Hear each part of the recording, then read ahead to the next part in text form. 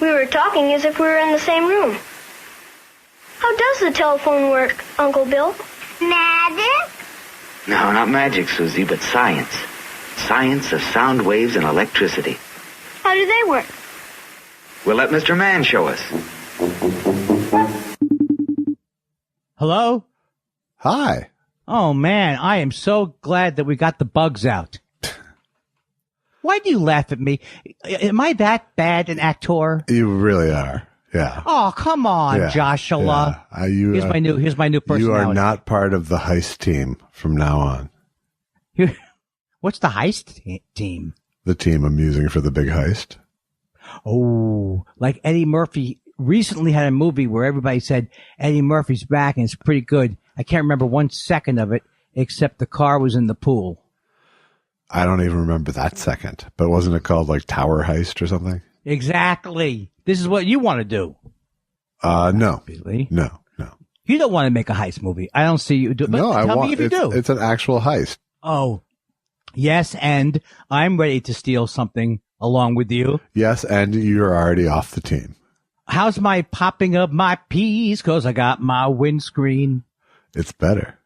Oh, man. It's unbelievable. You know, I wish they had had these earlier.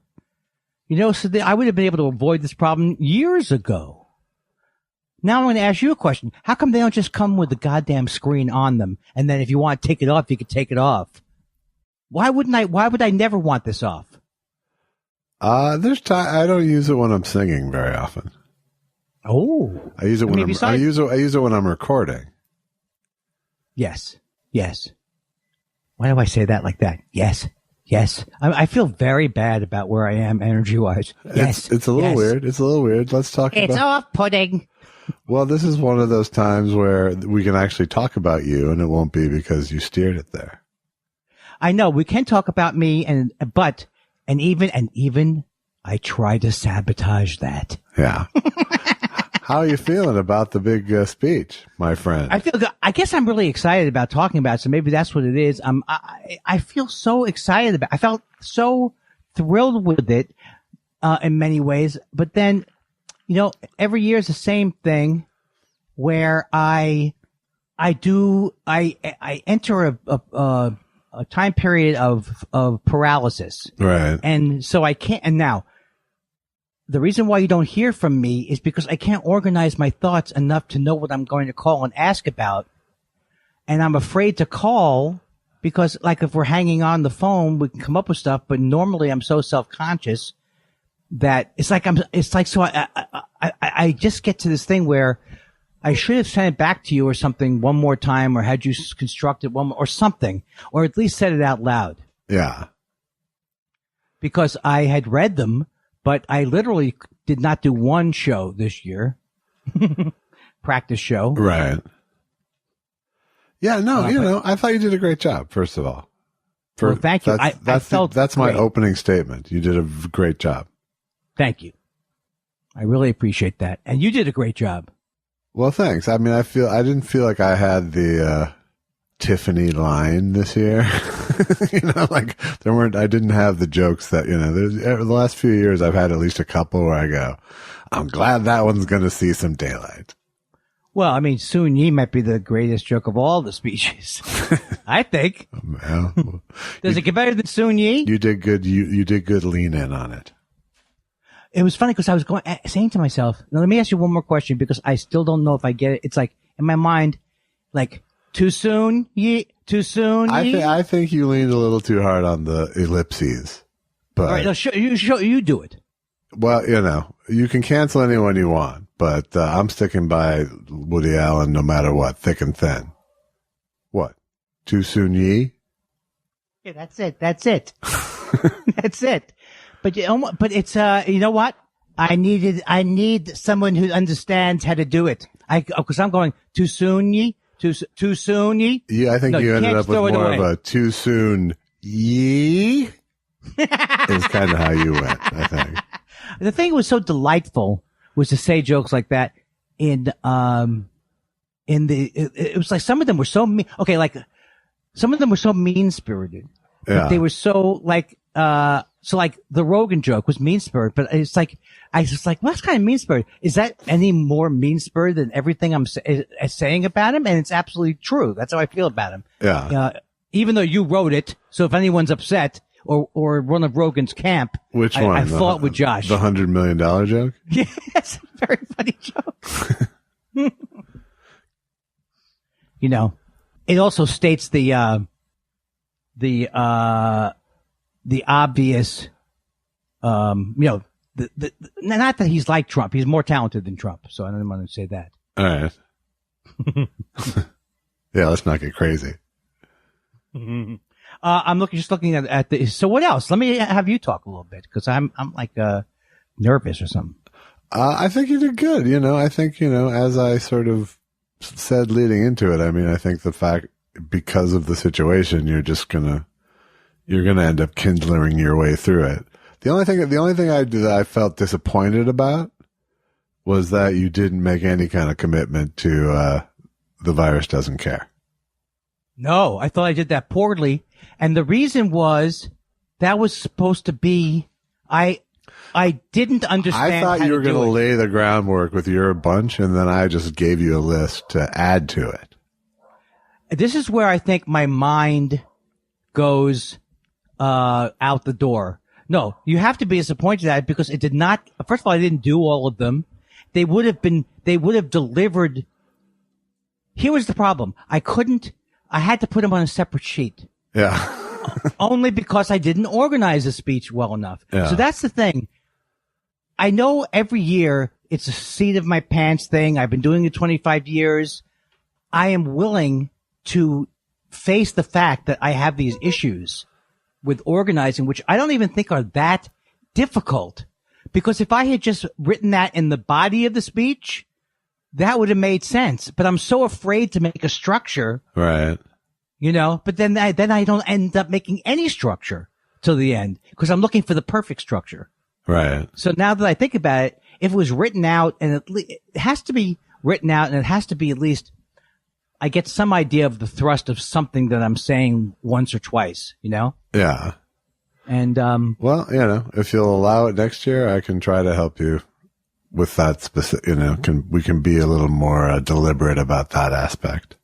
Yeah, and I think a lot of it is just I am hard. You know, I perceive myself as being not hard to work with, but just it's like the mode is if I don't speak to you in 5 days, you know, it's like 5 days go by. Yeah, and I don't, and sometimes I'm like I can't tell them. I could either do one of a couple things. I could say it'll be here by 3 o'clock. Right. Lie. All right. Tomorrow by 2:15 the latest, I will have a skeleton key style presentation in number, but you have to look at it in numbers. Right. Okay? But I promise it's going to be there. So it's like I get paralyzed and then it's like I don't go back to you, but then I also go into my own head. So a lot of it is just like, well, he can't help me with these big metaphysical problems. Right. Of why should I continue? How would he understand how the jokes he helped write fit together? Well, but I'm saying like everybody has writers, whatever the thing is, but I don't consider myself as comfortable with my writing that I don't just get over that part of it. Yeah. You know what I mean? Like get over it. Get over whatever it is that you're pitching or whatever, or that you think you're not going to like it or whatever the thing is. I mean, yeah. I mean, the complete difference in mentality that we have is, we each think that we're working for each other, and only one of us is right. How do you mean? I mean, you're acting like you're working for me, or we're partners, right? And right. I'm working for you only to support you to do your thing. You know, if you were in my position, you would know what to ask for better. If you were working with somebody. I would think. Well, I mean, I don't know. I mean, I guess so, but I would also have my own sense of the structure of it, you know? Right. Well, I mean, that's important. I mean, that part of it is important to me. Yeah, but if I gave up somehow, surrendered some of the structure somehow, because I'm not getting it seems to be the recurring. I don't think you have problem. to surrender anything. I can just suggest something to you, and you can go, and then you can go, no, that's not right because this, and then fix it, as opposed to having a blank or a mess of jokes that have no structure, and you ending up with none. Right.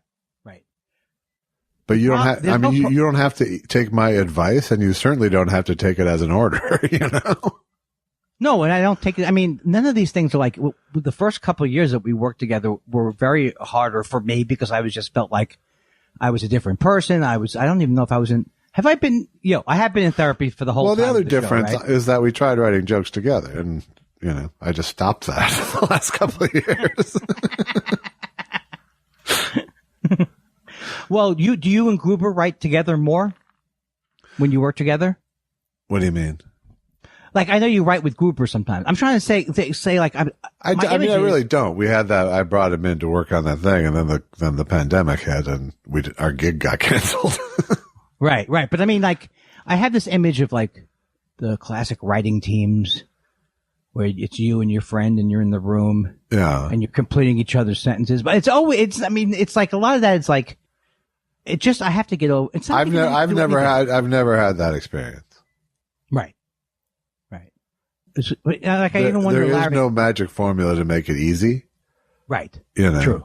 And, but, we got on the phone the other day and you said you brought up something and I, because you brought it up to me on the phone, I had jokes for you immediately because you sparked something by saying it aloud. And that's sometimes all that can happen. Yes, absolutely. Yeah. And I love the, but I wouldn't have had the thought on my own, and that's the thing. That's how it is for me is that what other people do is jog things loose in my mind and take me, give me other mini problems to solve instead of the ones I'm throwing at myself, Right. It's just a matter of like, it's not effective if I say, why didn't you write about this topic? Cause that doesn't work really. Well, but it does for me. I mean, it does. Yeah. But sometimes I would think of like I come at you with one-liners that I thought were topics. I don't know. I'm stuck in the past all the time. None of these things matter. Yeah. What matters is the process. To me, I mean, obviously, I should definitely say it was the best process I've ever had, and it's like I kind of love doing it. I love doing it the way it was done.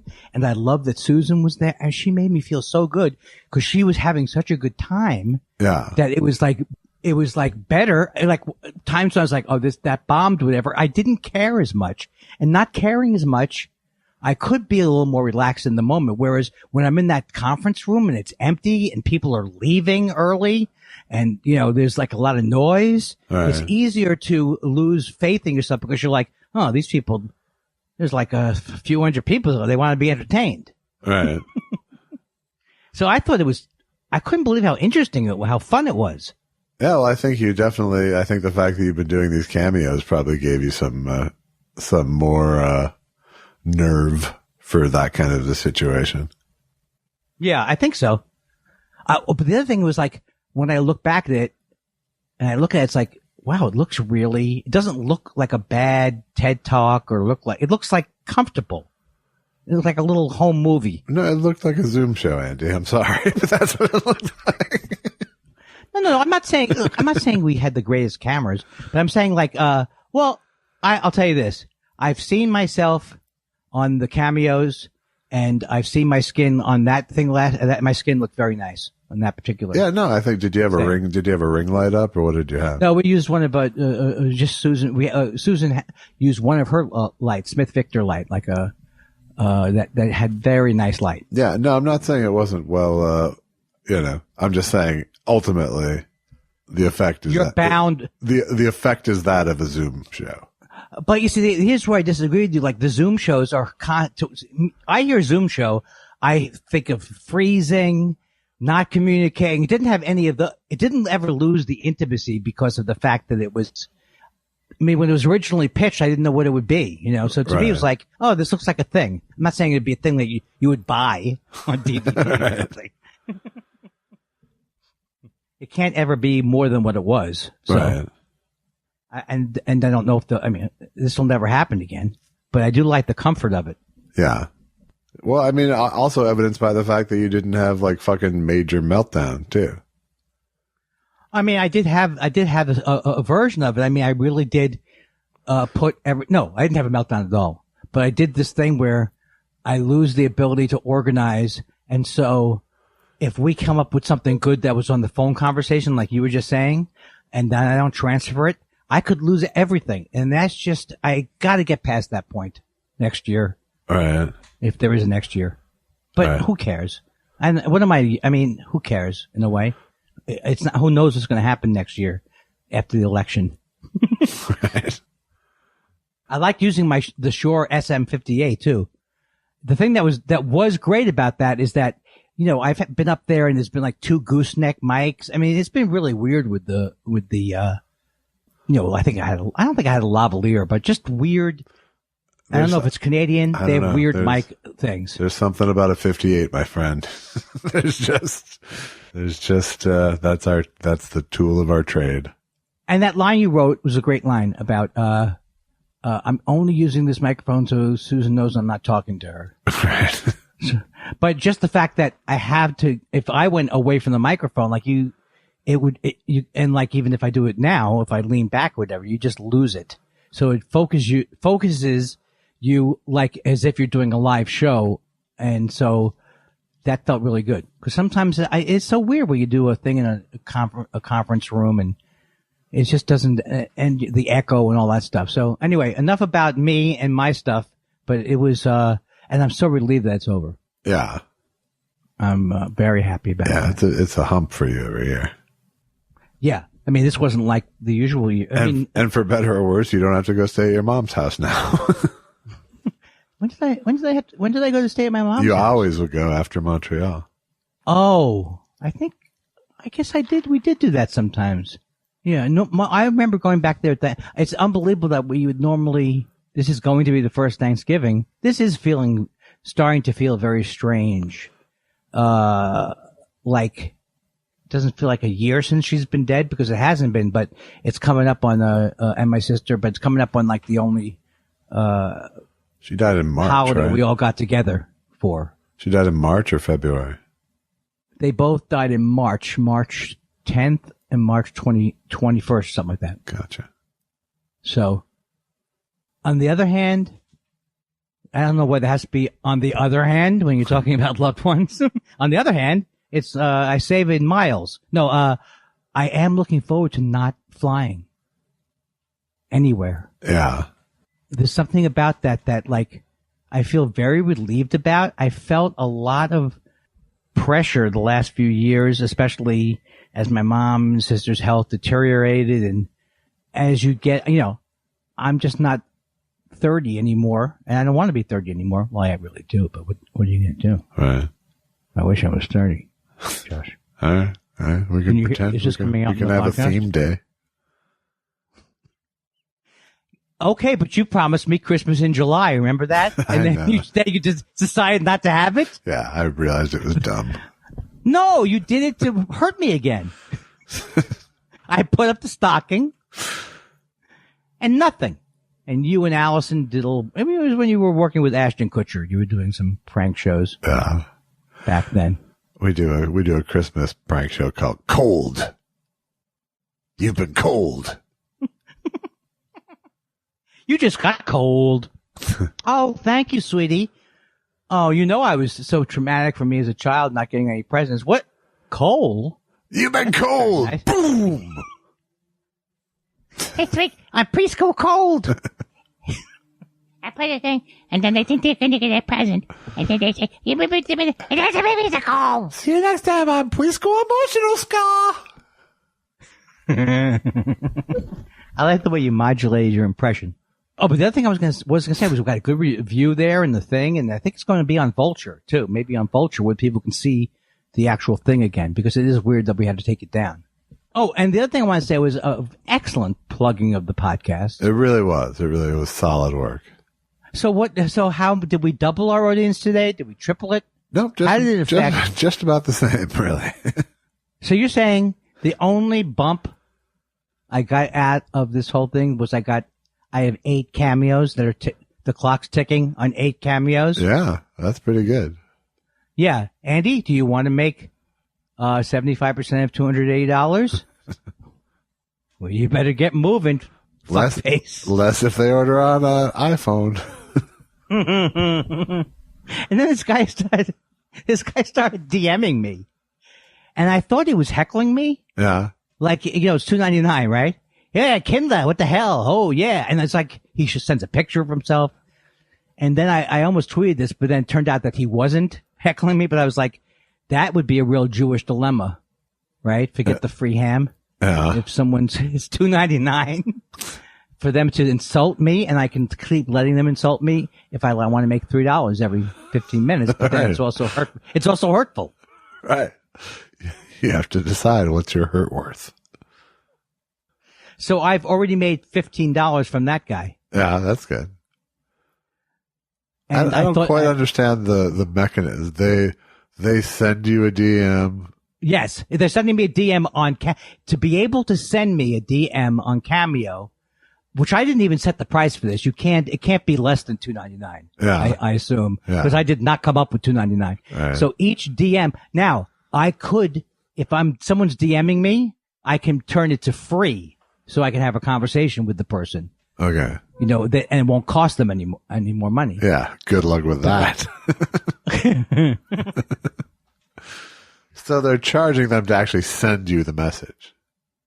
Not for the original Cameo. Not for the Cameo. This is a separate department. There's a Cameo department, right. And I just want to send a direct message to Andy Kindler or whoever it is. But are they paying for their message sent to you, or they're paying for your response? Oh, no. They're paying $2.99 to send a message to me. That you do not have to respond to. I do not have to respond to it. Wow. So like with this guy, I was after like 3 or 4, you start to go, man, let me turn this to free now. And then make the guy, but it's like, why? Why am I turning it to free? This guy, you got a fish on the line. All right. That is some weird stuff. I know. People are paying to just say things to you. I think that's true. No, I think in fact someone sent me a sticker, and that was also, I think I made $1. I don't know what they're doing. I don't know. It's like, how people play online games? Yeah. Maybe people go, it's an online thing. They want to say hello to a stranger. That's fantastic. I mean, I can see the Cameo part, because that's fun. Sure, I guess. Yeah. Well, no, people are like, I'm getting some nice ones now. Like, I should roast Greg Fitzsimmons and his partner, Mike Gibbons. Yeah. It's like, yeah, let's do this. I'm going to be cruel in this Greg Fitzsimmons, great. Why, you couldn't get, I guess I got nothing. I'm not writing for that. You're not writing for that. Well, it's a pretty sweet payday. Yeah. I'm not afraid to split it up. Maybe if you wrote for them, we could knock these out. Bangle, bangle, bangle, bangle, bangle. The energy I get from you is, boy, have I dodged a bullet on this whole Cameo thing. Well, I don't think I've dodged a bullet, because it would be worse for me than you. You have actual fans. I mean, I have some fans. I have some fans, but not the kind of fans who really want me to talk to them, really.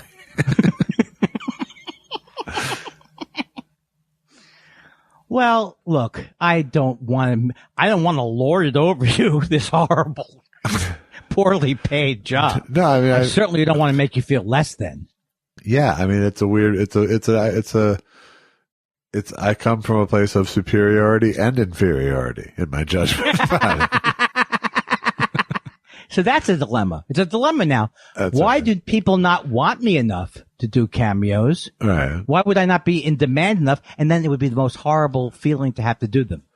Yeah, that's it. Exactly. Well, you just said that, but I felt, why not sum it up for you? Well, in a way that that's how a great partnership works. So give me the numbers again. One guy does a thing, and then the other guy says that thing again. Yeah. So do you think our 25% bigger bump between last night? I mean, just give me a ballpark of how much my plugging. A bump? Did you want me to actually look here? I'll look. No, you don't. Because I did look. I think I looked earlier. Isn't that like fool's gold for us? Fool's gold. Slightly down from last week's Monday. Can I tell you something? And I don't know if this will go anywhere, but I just wanted to say to you that it sounds like me trying to hang up. I just would like to say to you, but Josh, before we go, I'm reading this article in the New Yorker about psychedelics and psychiatry. Yeah. And I just finished that book by Michael Pollan. There's been so much talk about this. They've been doing this for years. So this article, and then I overvalue the New Yorker, and I expect this article to be great. And then they start talking about the obstacles to doing psychedelic research include the Timothy Leary factor, which is true. You know, about like how Leary was like, "Hey, everybody do it." Right. Yeah. And that was kind of a little fucked up. But then he says, people still associate psychedelics with Ram Dass and British invasion sitars. Yeah. So I said to myself, people fucking love Ram Dass. This guy doesn't even know what he's writing about. And is he calling Ravi Shankar? Is that what he's calling a British invasion sitar? So I start to get steamed, Josh, steamed. And I start to get really angry. And I start to think, in my mind, I'm going to have to address this, not before the podcast, but at some point. And then I realize that's how they get, not that's how they get you, but that is a total hell. That is the hell that I can at least identify to not get involved in because it's not about, is it really about the shitty article? Or is it about me saying, this will not stand? It's about someone else saying you're not smart because you like Rob Dass. Yeah. Oh, that's right. That's right. Oh, it's a little bit of a turn over the thing. Your dad wrote that article, Andy. Oh. So then but I was able to stop myself. That's what I was going to bring it up to you because I was able to stop myself. I said, I'll bring this up to you because, I will get into the throes of this thing where, like, even if I decide not to tweet about it or to tweet about it, I'd never get rid of the feeling of that the fight this cannot stand. Right. Well, this article. I think that is tremendous. I'm not stupid. I'm not stupid. Right. You fucking idiot. Dear the New Yorker, my father was wrong, New Yorker. Regarding your article about psychedelic psychiatry, my father, we might as well have put a shiv in my back. I demand satisfaction from my father. I wish the old man had beaten me now. When anyway. Then I would have been prepared for your article. Anyway, thank you for the great job. Well, I think that's a good revelation. I think it's catching yourself and holding up that thing to the light really was good. It's really good. Well, that's in essence, except if you take my father part out of it, that is in essence what it is when, like, I'll watch too much Trump stuff and you go over the local to the global. It's like, if there's something you can't do about something, continuing to be steamed about it, like, what if he loses the election? What if he loses the election? And just saying that to yourself and just putting yourself in all kinds of mental, because you can't do anything about it. Well, no, it's funny that you should say that because I made this very deliberate choice this morning, to not start watching the hearings because I was just like, I just had no patience for helpless rage today. That was a good decision. I didn't watch it either. And that I knew I couldn't do, like blow by blow. Yeah. And that's what it is with Trump. It's been this helpless rage, And that guy Kennedy. You'd have to see that guy Kennedy, who might be the biggest fucking weasel. You know who he is, right? Yeah, John Kennedy. Someone told me he used to be a Democrat. Well, probably. He's an old fucking Southerner, and He's like a Rhodes Scholar or some stupid. The guy is like I guess he's just so evil. I think He's like practices all old being Mississippian were used to be Democrats. Yeah. But it has to get you to wonder. What kind of a souls these Democrats have that they are trying to deny our president. I mean, that guy, if I could do impressions, I could really nail it. Yeah, you had something going there. I had something going there. I like the country. Bob Odenkirk used to do a good country. He used to do like a country senator type of character. All right, someone rescue this part of the conversation. Have you watched, I can't remember what you said. Did you watch this, any of the Showtime Comedy Store thing? I watched the first episode. Yeah. Not last night's. Did you watch last night's? No, I taped last night's and watched part of the first one and just started getting hostile. Okay, so you have to give me your take on it now. If not now, then when? Did you see Jen Kirkman's video? No, I have not seen that. No. I retweeted it. You should watch it because it's nice and angry. It's juicy good angry. But I don't, it's just it's so been told, this story. Right. And to see it told by, the current crop of self-congratulating comedians in a movie that's executive produced by the Comedy Store for 6 episodes. Yeah, it is really an affront to the mind. Yeah. But I did like to watch Letterman get interviewed, and some of those people were okay to me. And I saw my friend Diane Nichols on the show, and Diane 5 cents.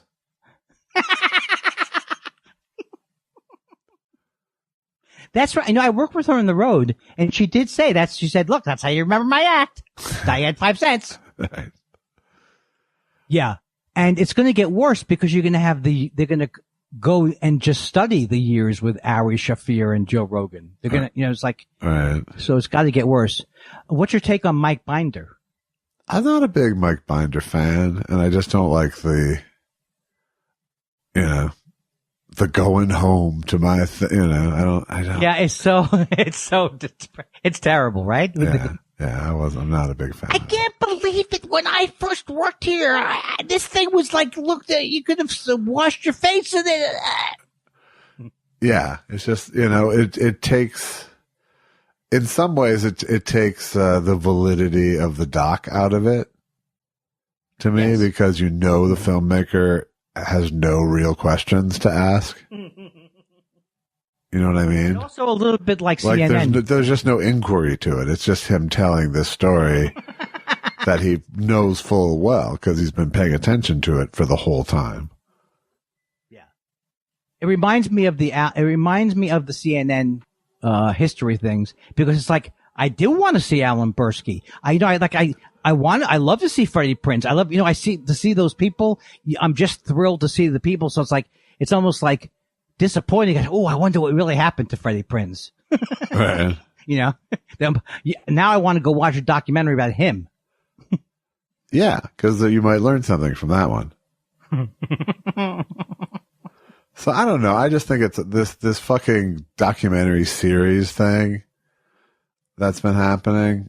Is it a new thing? Is it like, is this like a new thing type of thing? It really is. Yeah. Between Netflix and HBO and, there's a lot of, 6-episode documentaries now. Oh, I see. And I didn't know it was becoming a thing. Well, yeah, it's a thing. I mean, not like true crime or everything. Like the Comedy Store, or like McMillions, or like the Vow. Oh yeah. Or like, or selling on, or the Tiger Sunset. King, or, it's all of these documentary series that take 2-hour stories and make them 6 hours. As a person who is a big enthusiast of podcasts, I can tell you that you're absolutely right, because I love true crime. I love all the podcasts, like In the Dark, which the guy got off of death row, and all. There are some great podcasts, but but I listened to a lot, and I started listening. I listened to that the original Tiger King thing, yeah, and it was okay, but you could tell it was so going up to the line of what? Okay, now we're getting a little just ridiculous. We're just trying to film people's faces being eaten off, you know? Yeah. And that's what it seems like they're going to make that worse now with the Netflix things and they're doing like a documentary about the Tiger King. You can tell it's not going to be good for the genre. Yeah. Yeah, I mean, it makes it, I don't know, it makes people into bad filmmakers. Yes. And like the thing, I mean, I've watched the one on selling, you know, on the island, and then there's just some, like, I'm surprised that some of the Netflix things are so poorly, you know, like well, I mean, there's a bunch of Netflix stuff that, yeah, I mean, they're just buying the same product that A&E or whatever would buy, you know? Right. Is there been any original programming on Netflix that's been good? I'm sure there has been. Oh yeah, I think there's a ton of it, but there's also a ton of just product, you know? Yeah. I hear you. Did you watch Saturday Night Live? I watched some of it. There's a really great bit about the politically correct mafia. It was really funny. I didn't see that. That must have been in like the last half hour.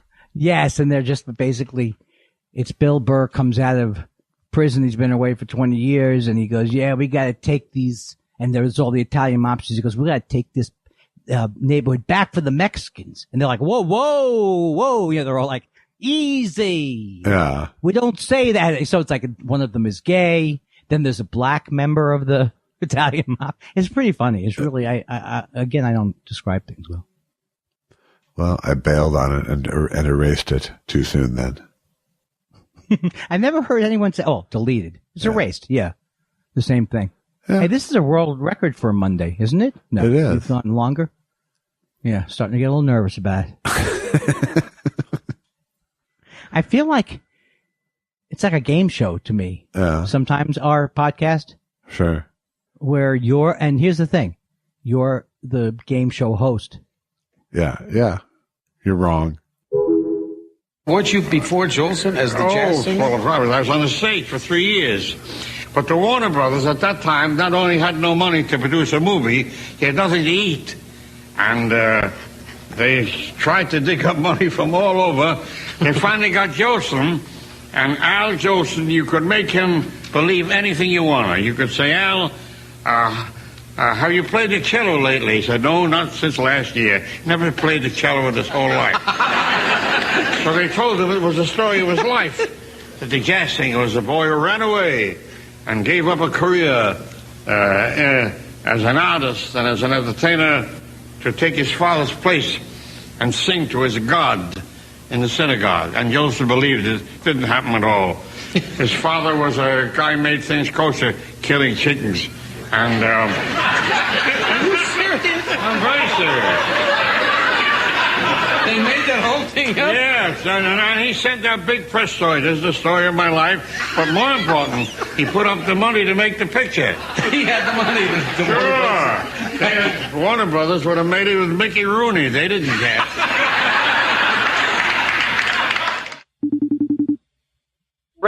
It's not ringing on my rig. I have to figure this out now before I keep fucking up. It's not ringing on my laptop, so there must be something I'm not setting. I can't think of anything but to turn my phone off. I don't see why I'm not able to just select it in FaceTime somehow. Hello. Hey, how's it going? Good. Now do the input thing with your mic. I just did the input thing. Do I need to do the output thing again? Yes, I have to do it. And how about now? Yes. I'm still not hearing your mic. Oh, okay. That's it.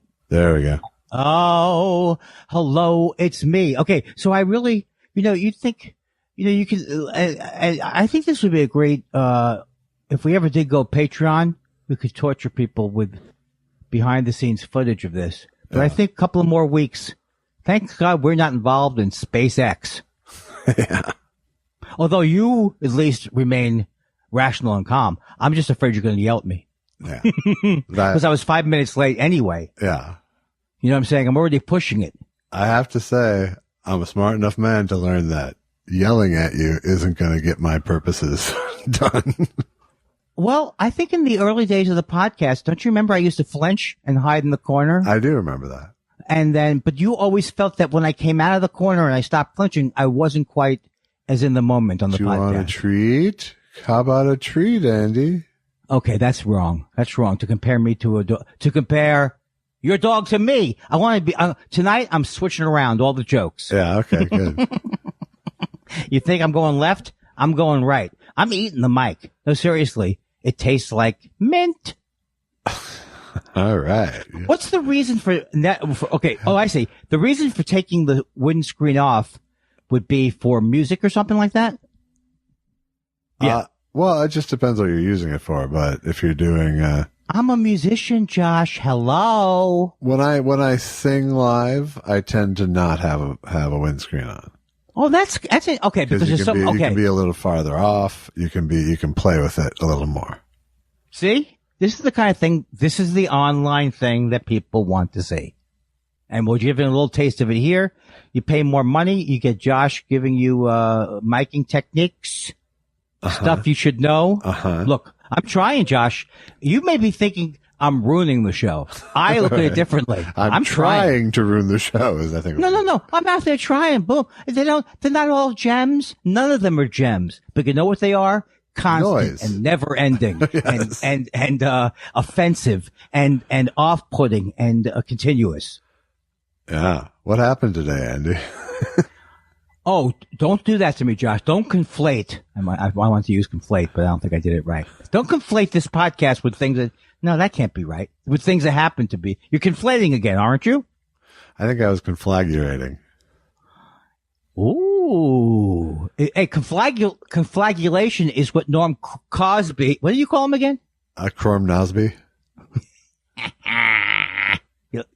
Tell me to do that. Ask me if I can do that laugh again. Can you do that laugh again?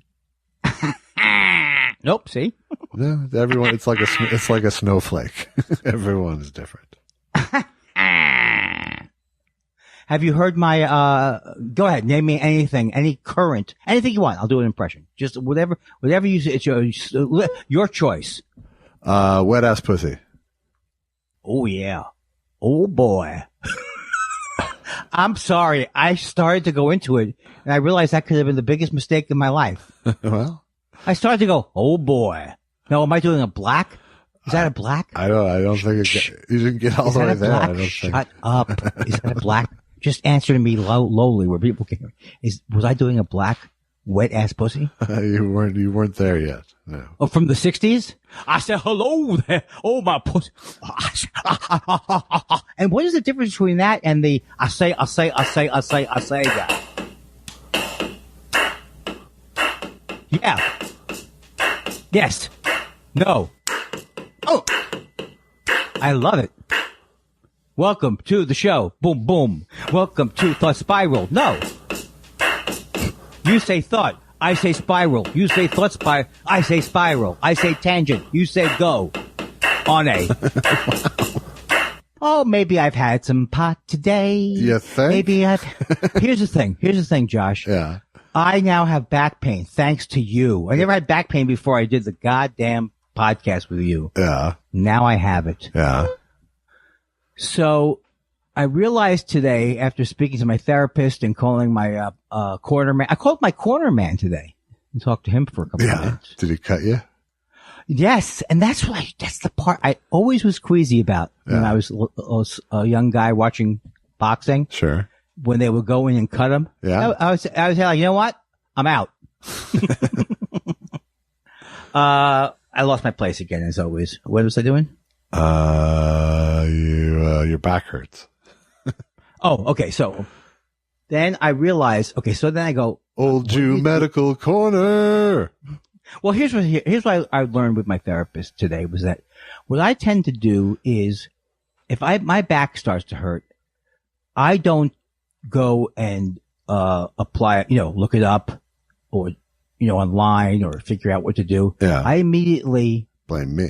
No. Well, that's it later. That was that was my second thought. No, what happens is I panic and think, is it cancer? Whatever the thing is, I think, and then I have to talk myself, and that's not so hard to talk myself out of those. I don't go crazy with that kind of rabbit hole now. Yeah. So, but then I realize that I'll go to Susan. My back hurts.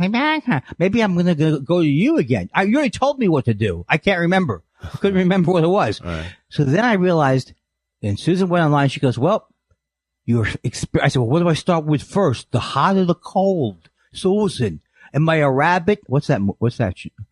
Don't tell me about the rabbits. What's that from? Lenny. I don't want to know about the rabbits, Lenny. It's more fun to hear you work it out than tell you. I don't want to know. I don't know about the. You know what would be good? Me doing an insulting version of that. I have no idea what that play. I think it's a book, right? Was it a book or a play? It was a book of Mice and Men. Yes. And then it was turned into a play, right? It was a movie. It was turned into a movie. Oh my God. Yeah. I almost hurt myself. I almost smashed my hand into the printer. Tell me about the movie again, George. That's right. Why are people doing this? It's not the depressing part. Doesn't he get killed in the next second or something? It's an anvil. Yeah. Okay. Well, once again, I've gone out into some spiral. I thought spiraled out into some field, and I don't really know where I am now. Yeah, it's all about your back pain. Oh, okay. So then I realized, and Susan said, well, because it's pain, you're having pain, it's probably inflammation. Boom. I had a decision. I had a direction. Yeah. So then I put cold ice on it. Then she said, you better start doing the bike. I said, okay. So I did 30 minutes on the bike today, and it does not hurt while I'm on the bike. So I think she's right. Yeah.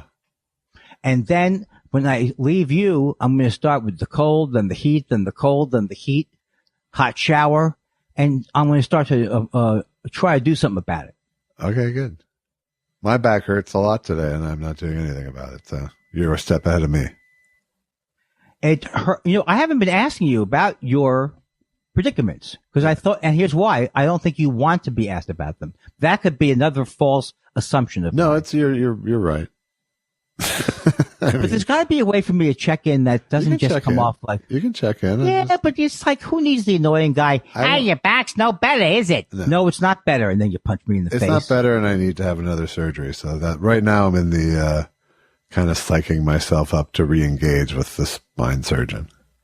Right, to go in the other way. It's the, as we say it. Yeah. I don't want to get too technical. This one goes through the front to fix it. But look, don't alienate the people with all of that highfalutin medical talk. But jargon. I'm actually more worried about being in a COVID-ridden MRI tube than I am getting surgery at the moment. So. Well, is that part of the procedure that you have to go into a COVID tube first? Yes. Who am I? What have I become, Josh? A straight man or you become a stoned annoying guy? Oh, that's not nice. Okay, so that's right. Thank you for leading me back to my story. Contiguously with this. Oh, okay. I thought we were onto my story, but that's okay. Go ahead. Not yet. Not yet, asshole. Oh, I can't talk about me for the first 85 months? Okay, I forgot what I was saying. Now we're back to your story. You're on. Take it away. I'm not going to save you now. No, because I forgot. Here's the thing. I asked. Who's your the one? Your fucking back hurts, and then something else happened. That's what your fucking problem. I ate pot because I thought it would help the pain. Yeah, it didn't. I bet it did. Oh, and also, I'm on Excedrin. Yeah, and that seemed to work. You just go to the pharmacy and say, "Give me the thing an old person would take." I am an old person, Josh. No, you're not. They send me that stuff. No, I don't have to ask for that. They say you're not old until you turn 60 foot. Oh, whoa. Oh, look, I had a bromo seltzer. Then I had Seritan. Did you take a mustard plaster? I took a mustard plaster, and then I said, honey, are we out of Carter's little liver pills, or am I high? I've got a sore throat. Maybe some whorehound. Honey, what happened to my Viagra? Am I out of Viagra? No. The doctor says we're getting a new kitchen. Something like that. You know that one? Was that Twisted Al Jaffe? No, I really thought for a second that you had told me that joke, but you're not my brother. I know that. And he told me that joke okay. about it's a Jewish thing. And she goes, it's something to do with the guy's penis. And then, like he can get a bigger penis, but it'll cause this, or she can get and so instead of, she goes, so what's happening? We're getting a new kitchen. You see where it goes, right? She doesn't need his penis. That's exactly right. And I'm not saying that's a veiled reference to my own life. No. But you read the smoke signals, Kiki. Loud and clear. Oh my God. I like how it's almost like you're half asleep all the time, aren't you? I keep one eye open, if you know what I mean. Even my penis is tired of doing my penis character. You know what that says? I thought this was going to be, you told me at our secret meeting that this would be the ticket to our stardom, like really some bumps in the listener ranks. People like hearing old men would talk you start listening to me now? I love the idea of having a ventriloquist and his dummies relationship with my penis. You know what I mean? Now don't tell the good people that. Don't tell the good people that you didn't prepare a song. Not in front of the nice penis. people, my penis. I'm sorry. You're not sorry. You're going to do it again. Yes, I probably will. I'm a little stinker.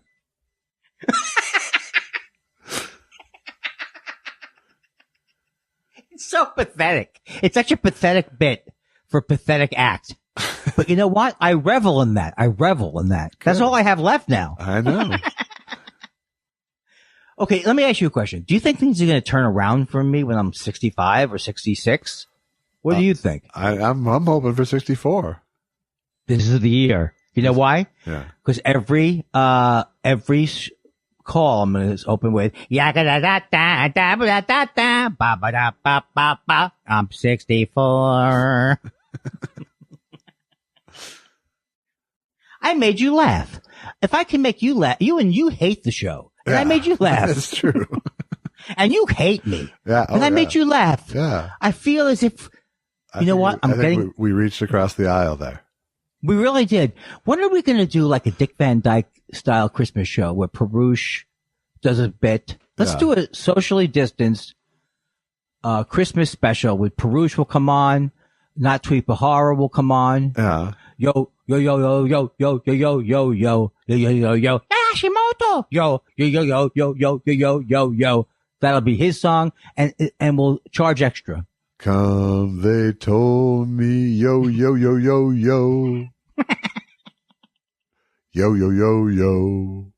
Yamamoto.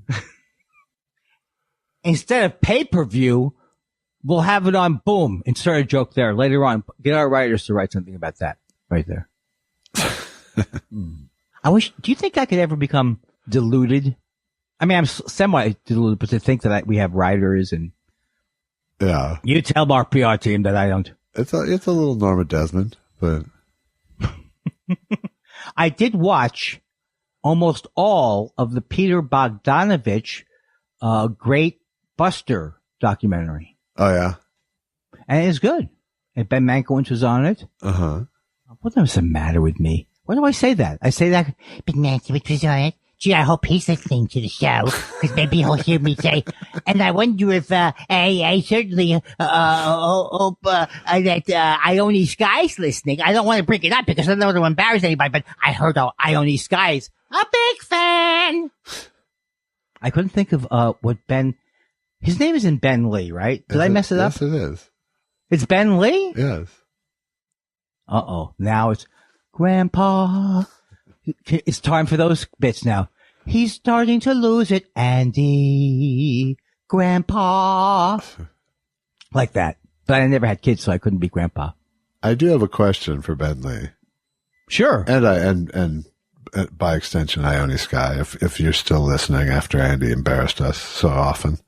Well, I'm afraid you're going to start with some. Well, no, being married to Ione Sky, I think you always have the boombox thing hanging over your head. So, like, I think you get to use it once, like in a lifetime together. Right. So, are you saying he's using it all the time? No, I don't know. I don't know if he's used his one or he's saving it. That's a good point. Or if he does it, if he's blown it and does it monthly. I don't know. The thing is this, and but the way I see it, you get one in the marriage. That I would think is true. And do you save it for the perfect moment, or do you force the moment? I think you force the moment. Yeah. Well, I forgot you weren't asking me. Yes. Yes. You think I saved my best joke for the end? If I thought it was my best joke, I'll say it now. I'm not saving anything. There's a good goddamn chance I'll forget it otherwise. If the next thing isn't my best joke, then I don't have a best joke. That's all I'm saying. There's nothing I'm saving. Oh, I'll do 2 more before I do something funny. I'm going with what I think is funny right now. Right now. Okay, I'm a little bit off put by my energy went from to woo. Yeah. Tomorrow's my birthday. It's all going to be. And yesterday was Susan's birthday. We had a wonderful time. Hey, on Susan's birthday, guess what we did? I'm going to have you guess, even though I'm not saying it's an exciting or a game show level game, but guess what we did yesterday? You finally ordered in food. Yes. From Talisai. Oh, nice. And it was fantastic. It was worth waiting for. And you know how long we waited for it? How long? We waited for it. Take a guess. How long it's been since we ordered food from a restaurant? Oh, how long did you wait for it? In that way, since March. 7 months. Yeah. Can you believe it? I knew it, so yes, but my accountant keeps calling me every day. Goes, I don't know what you're doing, but keep doing. I don't have an accountant. Your accountant's going, you don't even need to file your taxes. You don't need the rebate anymore. Don't say that to me because I'm hanging from a thread. No, everything is good. Yeah. Everything is. Let me tell you something. Did you send me my money? I put your check in the mail. I put a check to you in the mail, the Stinkburger, not to you. Yeah. To your company. Thank you. I shouldn't be talking about that on the air. Why not? Why not? No. Was that wrong? No, it's okay. Look, who pays the bills around here? You know, here's the thing I realized, Josh. I am hemorrhaging money over here, so I'm very glad you did. I know, but I'm always an inch away from saying something that would lose a friendship. I don't even know what it is. Right. I think it's an OCD thing. Yes. This was like, I'm doing well. It's a good night. How could I jeopardize it? Why would I jeopardize it? Why they don't know why people who have my condition do dangerous things. I'm not saying I'm do dangerous things, but just like like ordering takeout. Oh, you don't even start with me. Now the floodgates are open, my friend. The floodgates are open. Good. Did you, for example, did you have hidden treasures? Hey, come on. What are you? Keep it clean. Okay, Josh? Whatever I do with my wife on our own time is none of your affair. He was talking about Thai food. Okay. Touche. Nicely played. Nicely played. You know, you're playing 3-dimensional chess and I non sequitur. If you can find something funny, can you put it there for me and call me in the morning? And a third dimension. Okay. I have to ask you a question now. Please. By the way, congratulations on the Lakers. Yeah, it's so great. Thank you. Yeah, I did a great job there.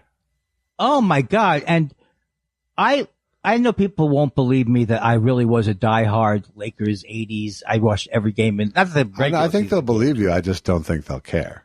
That's a separate subject. Okay. But I never watched Anthony Davis play that much. Yeah. He's unbelievable. He's a darn good player. It's just, he's not like he's good. Yeah. The other thing is, try to help me here. LeBron is 6'8" or 6'9". What is he? He's 6'8", probably. Yeah. He moves like Magic Johnson. He moves like somebody, well, Magic Johnson was that size too. I'm not using the right analogy, but he moves amazing. I'm not saying he's a whiz with the ball, but he can do anything. He could do everything with the ball. And his passing was Magic Johnson level. That thing where he led the guy in the wing. Yeah. Shut the fuck up. I'm so tired of you. You know what? Just go get your own goddamn thing. Or why don't you go call your friends over at the ESPN Zone or Charles Barkley or whoever it is you hang out with. Yeah. Jim Rome. Yeah. Jim Rome. No, it's not Jim Rome. It's Charles Who do you Barkley. hang out with? No, are you a Charles Barkley commentator fan? I'm not against him. I don't mind the other guy. I don't mind the guy who's in charge of that show. Not the charge, but the anchor of that show. Edgar. Ernie? Yeah. I was close. He's pretty good, right? Yeah. And I like Kenny D. He's not Kenny D. It's Kenny Smith. Yes, it's Kenny S. Yes. Why do I bring up topics I have no information about, that I have nothing good to say about? What am I trying to prove? I don't know. It's just like you're trying to leave a paper trail that you watched something more than it was. Yeah, it's the Norm Macdonald version. I'm doing the Norm Macdonald version of Willie Nelson when the came through with the horse. Yeah. Why am I lying about these things? Why am I feigning knowledge about? I'm not feigning. I'm trying to see what you like. Yeah. So that I can come in. Okay, I'll tell you who I don't like, Stephen A. Smith. But so what? Who cares? No one likes him. Yeah, no, he's horrible. He's horrible. And does he, and enough already. I'm still stuck. You know what? I'm still stuck with, being angry. He's like the basketball Andy Kindler. What? I don't like that. I have to say, it's either my acting or my phoniness is in high gear tonight. Yeah. I'm going to be 64. There's a lot of crossover in those two things, by the way. Ooh. Pretty heavy, man. Pretty. So fucking annoying. Hey, did I do the, fuck me. Hey, did I do the Otto Frank thing? Yes, I think you did. Okay. If I didn't, I'd be very mad, but I know I didn't do the Ellen. And Ellen should have been done. You didn't do Ellen. You said ass kicking instead of ass kissing, I believe, with Jimmy Fallon. No, that can't be. No, I'm virtually. It has to be. I'm virtually certain you said ass kicking. Well, I don't know. We know when when I read those jokes, I don't know what they are. I told you I refuse to read your material. I refuse to. I'm sorry. I'll get off that. I'll get off of doing the character that's so much like myself that what's the point? That just reflects my own darkness. Yeah. And why am I doing it in your face? I apologize on behalf of me and my organization. Well, it's going to take a little while for me to regain my trust in you and your people. I don't need you. That's my other person. I'm giving this guy's always ready to go. I don't need you, fucking Josh. No, I've never been like that. But here's how I've been the early days of our relationship. Yeah. I'm quiet. What did you say? What are you saying, Josh? I don't like what you or Alex is saying. You're both, why are you both pawing at me literally? Okay, all right, sorry. Let's go. We have a lot to do. My birthday, it's almost my birthday, and I'm sitting around here not being funny. Why am I sitting around? I don't know. What? I'm hoping. Yeah, let me ask you a question, talking Josh. Tomorrow, so I can only hope you're saving it up. Do I have a big sign on me that says go on? What is it? What is this? What is it? Andy blabs for 30 minutes. What do you want from me? You want more boredom out of me? Is that what you're looking for? I don't.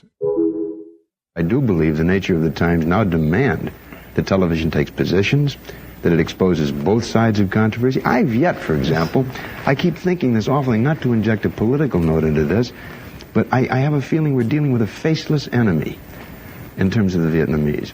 At least when Jack Warner ran Warner Brothers, I knew what a Japanese soldier looked like, albeit a cartoon version.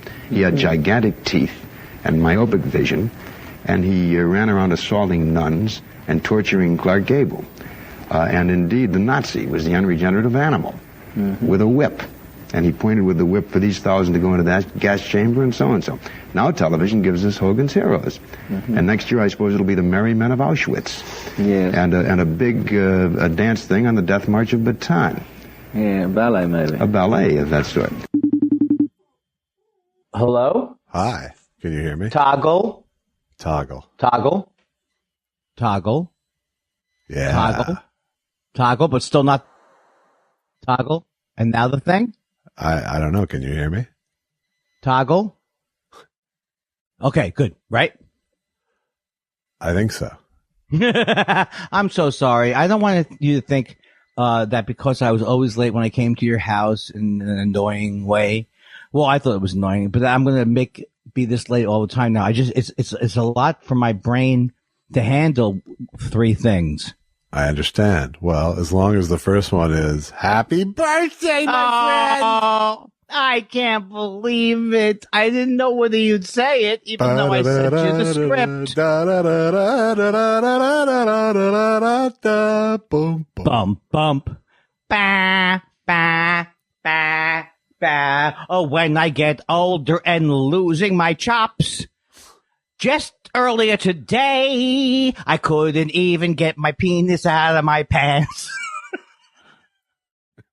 Birthday greetings, a lot of Viagra. Come on, everybody. Oh, I think Susan could hear this now. And many more. Wait. Hold on. I got so excited I pulled my headphones out. What was it? I think I heard the voice of a friend of mine. I just said, and many more. Oh. Hey, did you get the note from the doctor that said you really shouldn't even be talking? You should keep your strength up. You know what I mean? You as my penis. I'm sorry. I'm sorry. I lost the thread, not surprisingly. I know. It's not a focus issue. Well, I guess it is partly a focus issue. Let's just say when it comes to attention, it's not my thing. Let's just say the 2 words you love from your military training was at ease. Exactly. Oh, come on. We can't continue this. It's my birthday. You cannot force me to do. Yes, we're going to a party. Oh, yes, we're going. Chuck, are those the worst named people in a song? Vera, Chuck, and Dave? Yes. Vera, Chuck, and Dave. Vera. How's it go? Grandchildren on your knee. Wah, Vera, wah, wah. Chuck, and Dave. Chuck.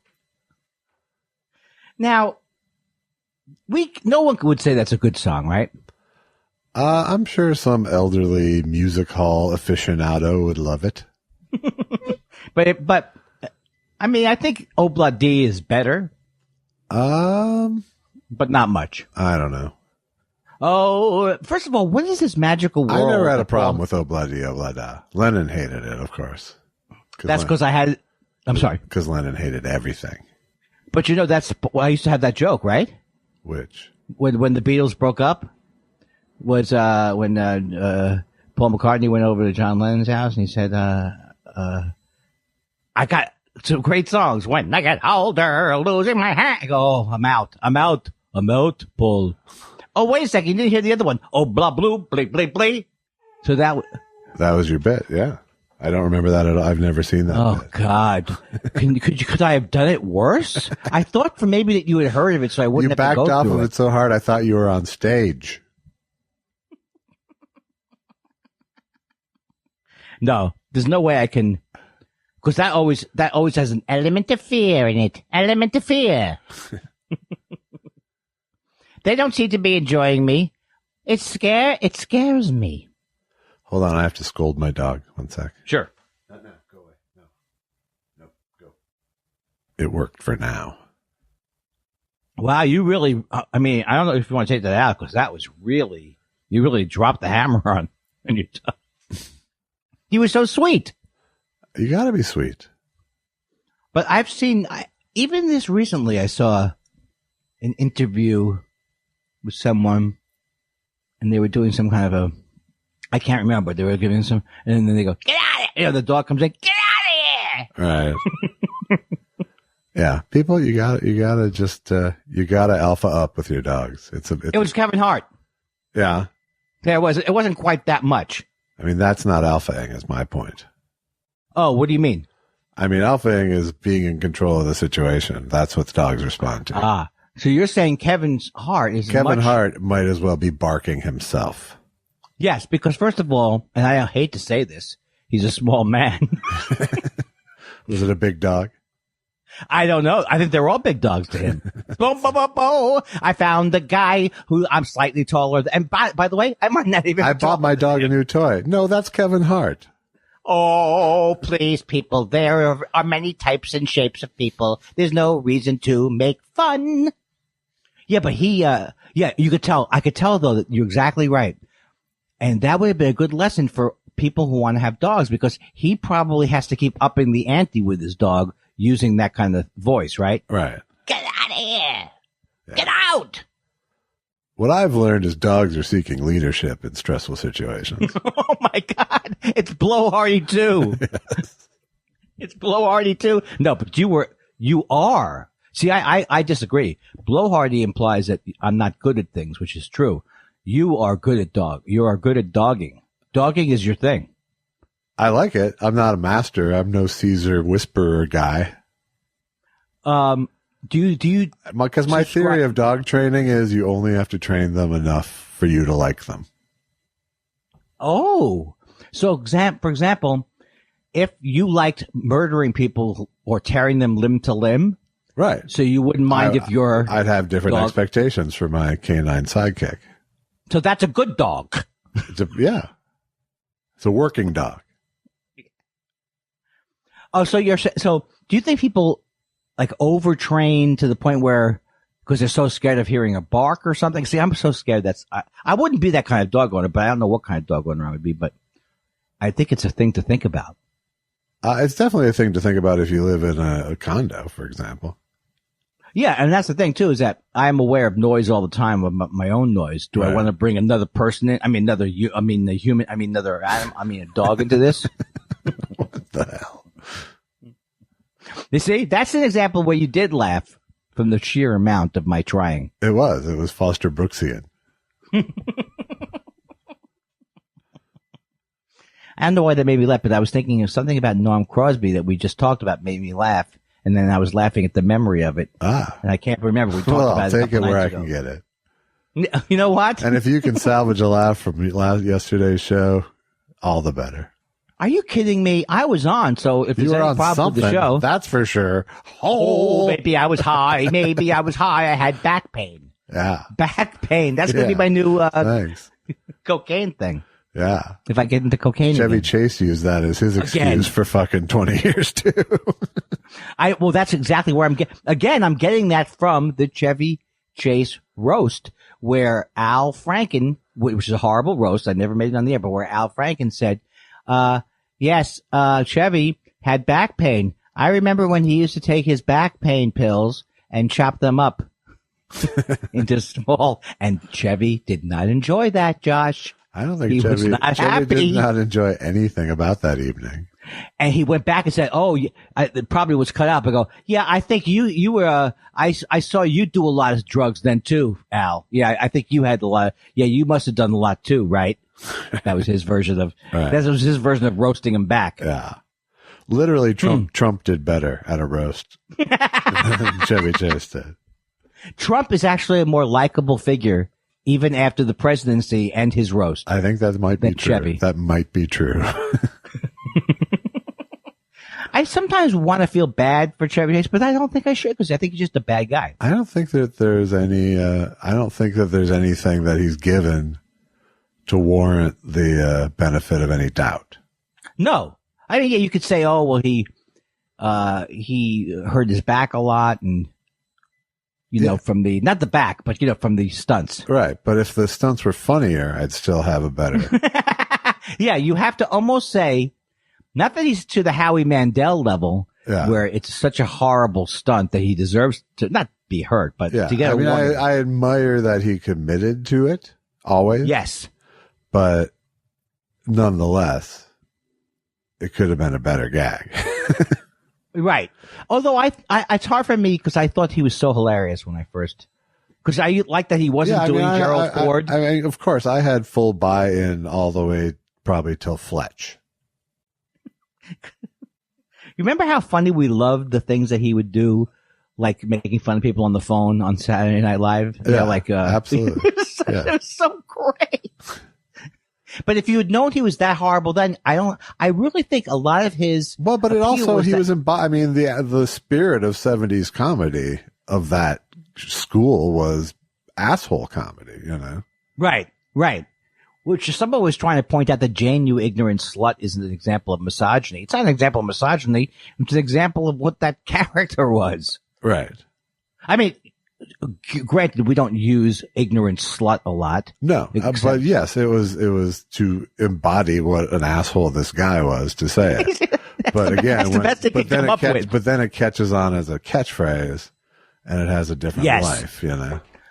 That's like saying, and that's my theory all the time. Like when Seinfeld first got popular, it got popular for the right reasons, and then all of a sudden they had to stop people from clapping when Kramer would come through the door. You know, there's always, when it gets big, there's always going to be people who say, I love the way that Kramer's hair looks, which isn't exactly wrong about the character. It's just a simplification, a gross simplification. Yeah, and you can't, you know, but you can't find yourself writing to it, you know. I know. Jerry, I often think of how I would be on staff, and I think I just proved it. Jerry, Newman. I'm going down to Newman. Do you want to come? I think on that staff, you would have been demoralized like everyone else. Oh, I know it. I do not. If you imagine that Larry David, well, first of all, if you imagine Jerry Seinfeld would be good to work with, I don't think you could. I don't think that's right. I think he would be. He wouldn't be unpleasant. Right. But I think he's got an ego. Dismissive. He'd be highly dismissive. Yes. That's okay. We'll take it from here, Andy. Right. Yes. And Larry David would be more like, oh, what the fuck is that guy doing? I'll be in my room. I should be George. I'll be in my room. You think I'm happy just doing Steinbrenner? Was that a good Steinbrenner? Look, hey, look, George. Hey, look, George, get out there. I'm basically doing mean style yelling and asking you if it sounds like a character from TV. Right. Hey, who is this? Is this I'm good? going to just keep making noises until it sounds like someone. Hey, shut up, you, shut up. Does that sound like a person who would be telling somebody to shut up? It does. Uncannily. All right, Andy Kindler. Oh, sorry, go ahead. Sorry. It's your birthday. You get all right away. No, I'm sorry. I apologize. No, don't. That's the worst kind of apology. My bad. I'm sorry. I apologize. Let's move on. Before we get in, are there any actual plans for the birthday observation? I'll tell you exactly what we're going to do. You're ordering in again, I bet. No, because Susan, my lovely wife, makes my favorite meal, which is steaks. Matzo ball. Oh. We try to get, what's the best kind of meat? Prime or choice or whatever. Prime. We try to get the best kind of meat, Prime and we try and get choice. There's no reason for you. There's No, no reason this is where I get blowhardy, my friend, when it comes to meat. Wait, tell me so I know again. Prime? Prime. Okay, so she gets me the best meat, and it's either going to be a ribeye or it's going to be a New York steak, and then we cook that, and then we have mushrooms that she cooks with it, and then we have broccolini, and we have baked potatoes, and then after that we have a Carvel cake. Ah, nice. Which I love. It really is like Fudgy the Jew.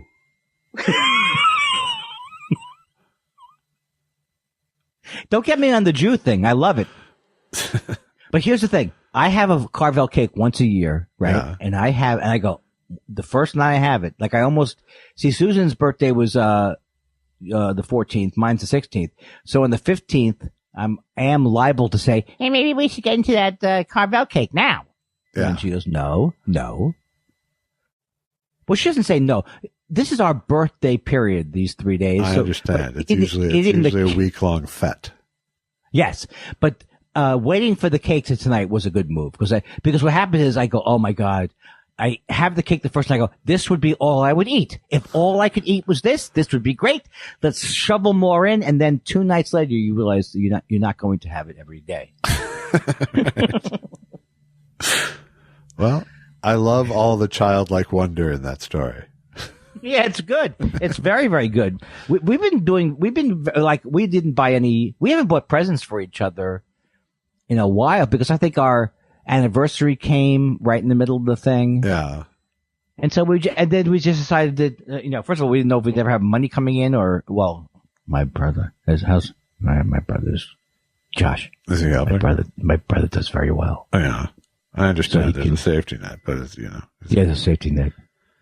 Is there any birthday guilt coming your way? No, it's, I shouldn't say this on the podcast, but the first of the year. The first of the year is when money comes in. The estate closes, right? No. It's not even the estate. No. This is go buy yourself something nice. Oh, really? He gives us exactly what he's allowed to give us under the gift tax. Oh, I understand how much that is exactly. That's nice. Why am I laughing knowing that this is going to come back to bite me? No, I think it's nice. It is nice, but it does make people think that I really could not have had a career if it wasn't for my brother constantly holding me up. No, I don't think. And paying off my debt. I don't think your career is any less valid because it was with training wheels.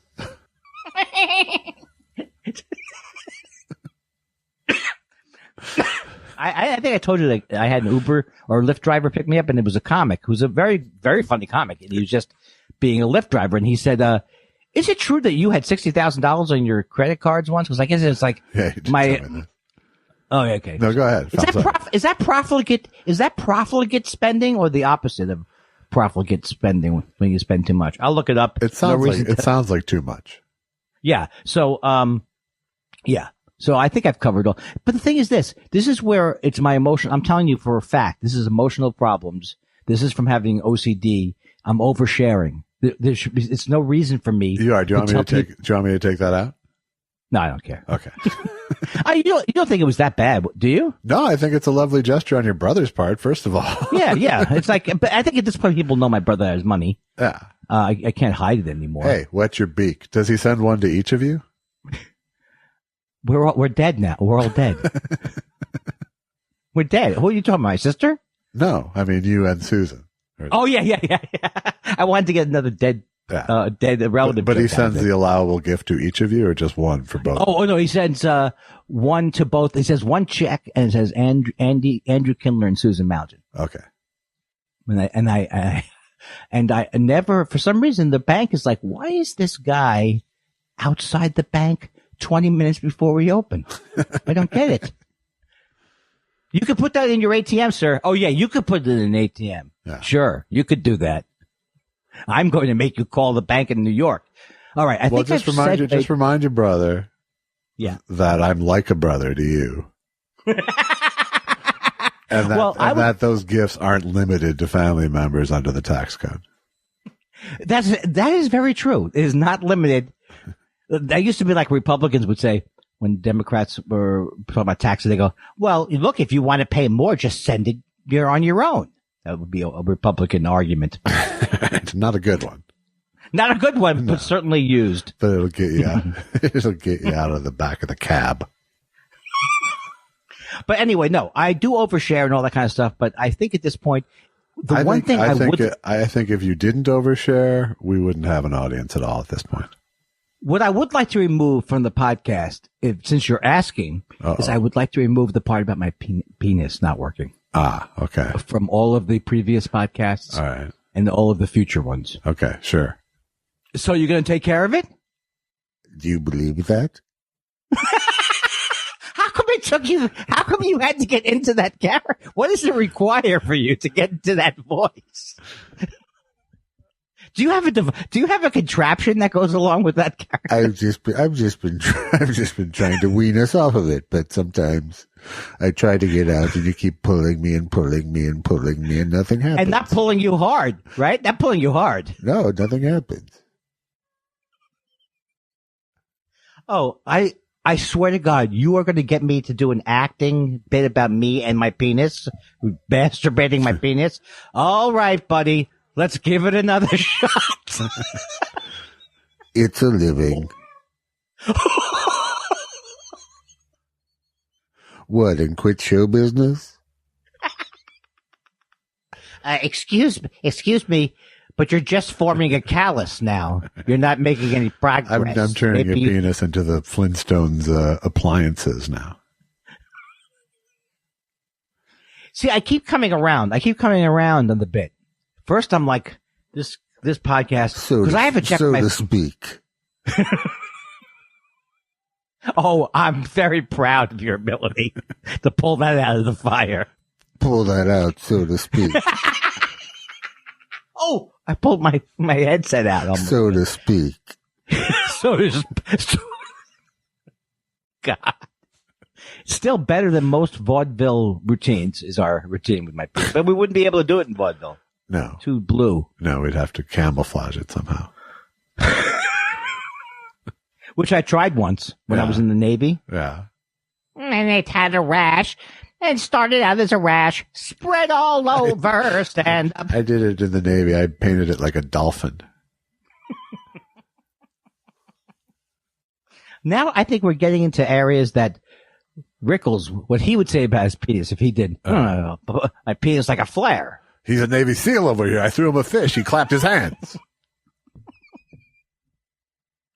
I'm delighted. This is good. This is good for my birthday. This is a fun and frivolity. I thought this was going to be work. Yeah, never work. Not when you do a birthday letter show, or whatever it's called, right? Email question show. Sous vide. You ready? Oh, I am. What is it that I normally? When you say "am I ready," you mean again? This is sous vide is showing the wear and tear. Because he's back to, hey, my pillow guy, has the situation improved? Oh, is this a repeat? It has to be.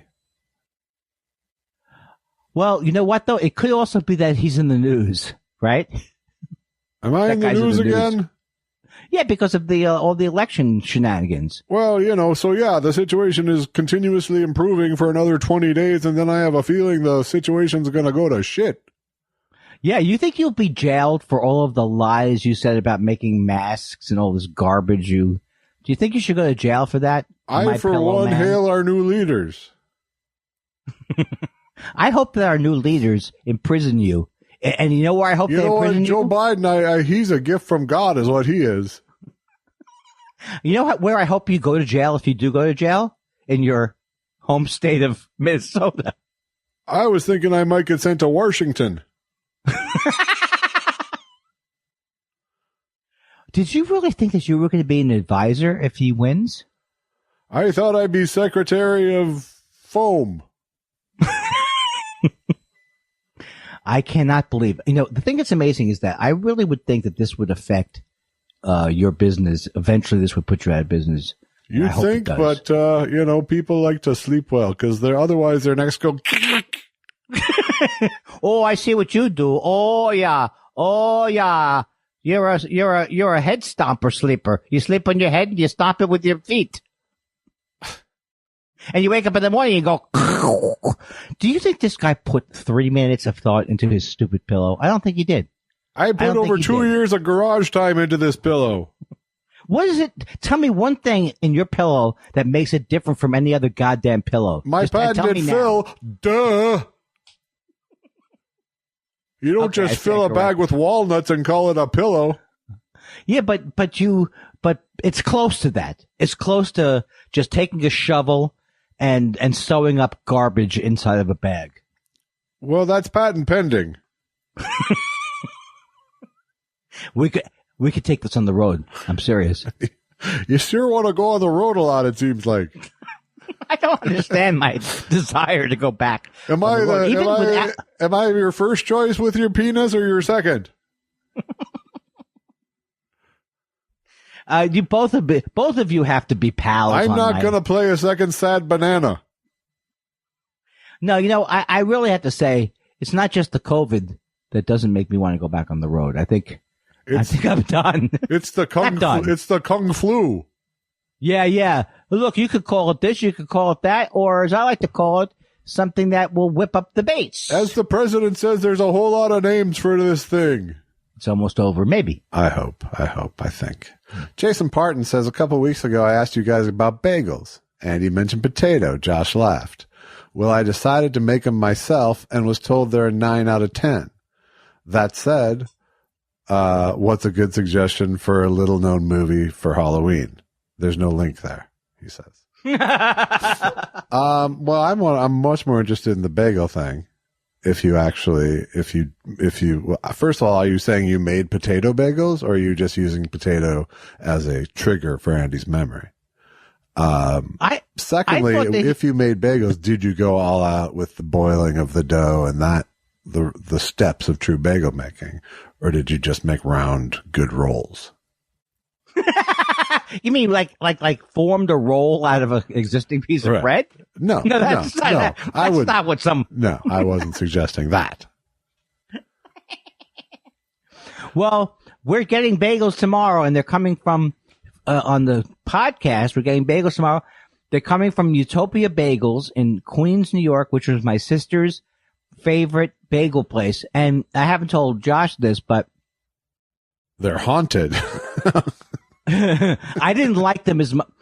All the bagels are great in that area, but I preferred the place I liked, right? Because they were a little bit smaller. She liked that they were a little bit big. So in other words, I'm going to cry into these bagels. That's what I'm saying. All right.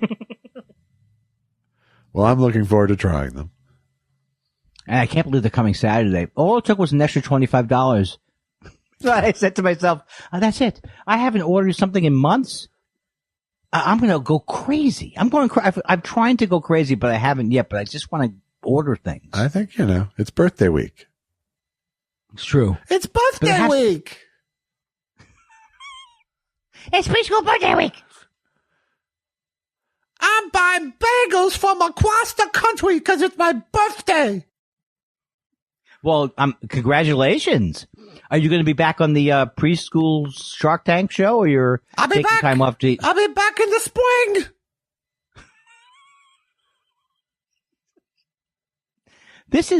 I wouldn't say this is bad material we're doing. And I wouldn't say that anybody else would do it. That's all I'm saying. I think we found our niche. Yeah, preschool Dutch Shucky Ducky says, in my mind, I've recast Paul Lynde in Boys from Brazil and recast Gregory Peck as a sourpuss center square. My mind just went on the fact that someone now told me, was it you? Who told me W.C. Fields was anti-Semitic? I don't know. It wasn't you. It wasn't me, but that doesn't surprise me for a second. Nah, I don't like kids or Jews. Never work with a Jew unless it's in show business. Yeah, see? He's the one who had the 55 bank accounts. Yeah. And he's calling me a Jew. He also practiced juggling every day in case he had to go back to it. That's a terrible story. But Paul Lynde in Boys from Brazil needs to be acknowledged, I think, here. Oh, Bobby. Get these dogs off of me, Bobby. It's a different movie. It's a quite different movie. We're shutting down the program. You can't shut down the program. We're shutting it down. You just tell them to go back to Brazil. And take the Jews. I'm not going to have my program shut down by some insolent Jew. They're so annoying. Don't go Nelson Riley. I did. That's because I mixed up with my confirmed bachelors. Yes. All right, here's part 2 of the Shucky Ducky trilogy. Serious question. When eating latkes, do you use applesauce, sour cream, or self-hatred as the main condiment? I like to mix them. I like sour cream and well, you know what? I never liked sour cream before in my life, really, until I started to put it on my potatoes. Yeah. And so then I think I've tried them on latkes and they're good. Yeah. They're very good. And applesauce I have on nothing. I eat nothing with applesauce except latkes. So you do eat them on latkes? Yeah. So you're saying both is really what you're saying? I would say now, I don't remember having a lot of sour cream, but I would like to, I have tried it and would like to try it again. What would you think? Is it wrong? No, it's a common latke condiment. Good. Both are. Good. I like both. Pretty much every Jewish thing that's not meat, you put sour cream and something sweet on it as part of the tradition, which I never liked that much. I never like sweet, savory things. Right. And I don't like applesauce as a general snack. You put sour cream on it. Exactly. Kugel. Is it Kugel good? It depends who made it. I don't think I've ever had good Kugel in my whole life. I've had some good. Doesn't even sound like I've had it. There's noodle Kugel and there's potato Kugel. There's probably other Kugels. I mean, I've had. I love the ones that are like. You know what you should do, Andy? What's that? Google Kugel. Sorry, I needed space for that. What's the one with potatoes called? The one that's like a hot potato. Like a Jewish people eat. The knish. Like the knish. Yes, I love. That's been something that I've had great ones in my life. Again, and I've had sour cream ones commonly. No, knishes are an art. They truly are. Have you ever been to Art's Knishes Deli, where every art is a knish? Do you want me to cut that out in whole? Yeah, please do. Right. Cut that out, and also send me my things. I'm so glad you labeled your albums. Now, that's my Inagata Davida, asshole. And finally, Shucky Ducky says, word on the street is that they're rebooting Lolita with Gilbert Gottfried as Humbert Humpert and Tom Servo as Lolita. I wonder if this is too easy, too patronizing, or a third thing. Yeah, I can't be a part of that. Oh, no, you've disappointed so many people now. A bubble of poison in my loins. Lolita. That's all I got. Lolita. Ben Gazzara. Lolita. Hi, Lolita. Hi, Humbert. How's it going, Lolita? Fine, Humbert. Natri Pahara. Humperdinck or something? Who's Humbert? Humbert is the name of James Mason's character in Lolita. Is that from the original book by Nabokov? Yes. Okay, sorry. The one that makes you shake and cough. Yes, like that book from Nabokov. Natri Pahara says, is it just me or does Phil Mickelson have a bad case of crazy eyes? Like my 9-iron told me to kill her crazy eyes. He really does. And, I told you, and I think I've said it a few times, I can't stand, I used to love him. He was like my favorite golfer because he never won a major and he was fun to watch, and then he became a Republican. So he does have crazy eyes. He has like two eye gears, it seems like. Both are very wide-eyed, but his gear, his first gear is a very happy, smiley wide eye, like an enthusiastic wide eye. Like I'm really listening to what you're saying. But then there's all it takes is 2 degrees of eye width, and it goes to what Tweet is saying here. But did you think about it before he brought it up? Yeah, no, I've certainly noticed the intensity of Phil Mickelson's eyes before. I hate to say this, but what a dork. He's a dorky. Yeah. He's a definition of a dork. I just took a sip of coffee. Thank you. Sous Vide is back. Regarding stale running jokes, a cursory glance at Yoshi's timeline shows nothing but inside jokes and political screeds into the abyss. And he gets a theme song of sorts? Me, I want to hear Foster Brooks and Jimmy Stewart saying pussy lickers on a weekly basis. Oh, my God. Now, is this a fake feud or is there a real feud going on? I hate to think this is a real feud. I don't think it's a real feud because it involves us. So, well, Yoshi is known. People far and wide go. That's what they're attracted to Yoshi for, is for his nitpicking. Yes, and his political screeds into the abyss, says Sous Vide. Oh boy, your move. Let me get. You know what I'm sick of is the thing is. Let me get my popcorn. That whole thing. Let me get my popcorn and watch. Larry Morrissey says regarding the speech, Josh, did Andy wear you down about including another bit on Spectrum Cable? I liked the lean into the camera for the too soon ye punchline. Now, I didn't ride roughshod over Andy's stuff this time. No, it was like we never rode ride. You never rode roughshod. You just was like, how do you help a drowning man? You try to do what you can. There was stuff I would have changed of this, but you never sent me that last draft to tell me what you were officially thinking of doing. So you protected yourself from me. I wish I was that clever. No, I'm not happy with my methodology. But I would like to have it be one day more. This was such a vast improvement over past years that I don't want to nitpick. Just in terms of your relationship to the project. Yeah, and still getting so many good reactions from just, I think, how it went, so it's cool. Good. You deserve it. You deserve it. Well, I'm not getting it. I mailed you. I deserve it, but I'm not getting it, so fuck. No, I'm just kidding.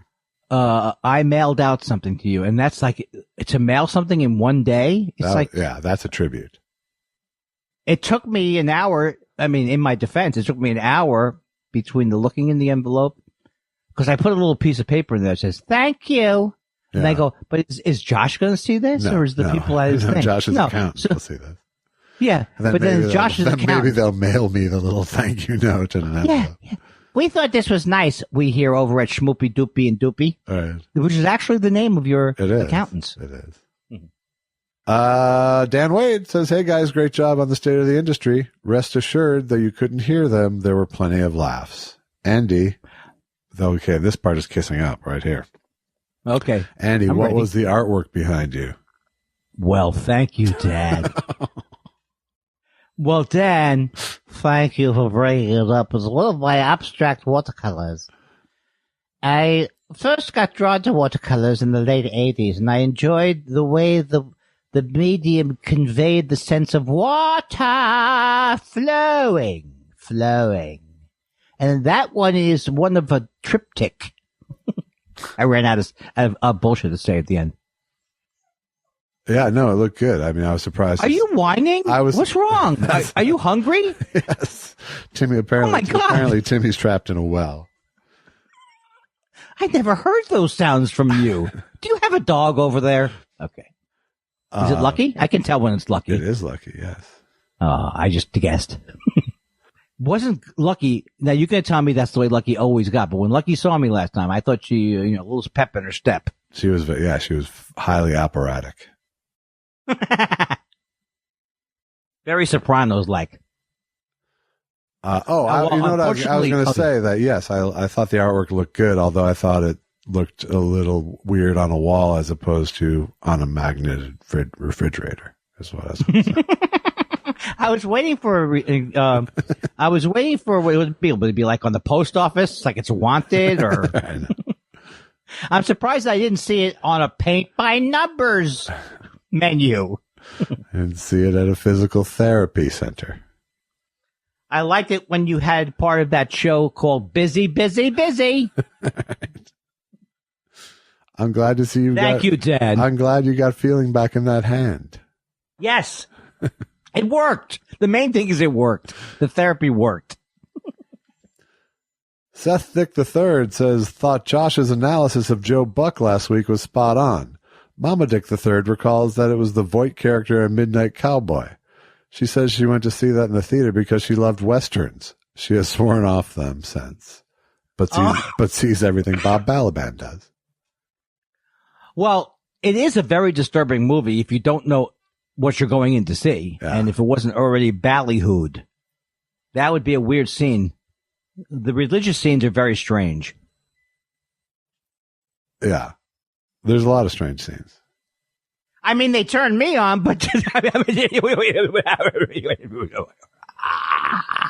Cubicle Clown says, this year's State of the Industry speech was excellent as usual. Has there been any blowback? Can we expect any more stand-up from Andy's living room? There hasn't been blowback, but I've daydreamed about Joe Rogan punching me. Yeah. But you've been Yeah. doing that And for then 6 years. And then I thought, were we too mean to him? No. Not really.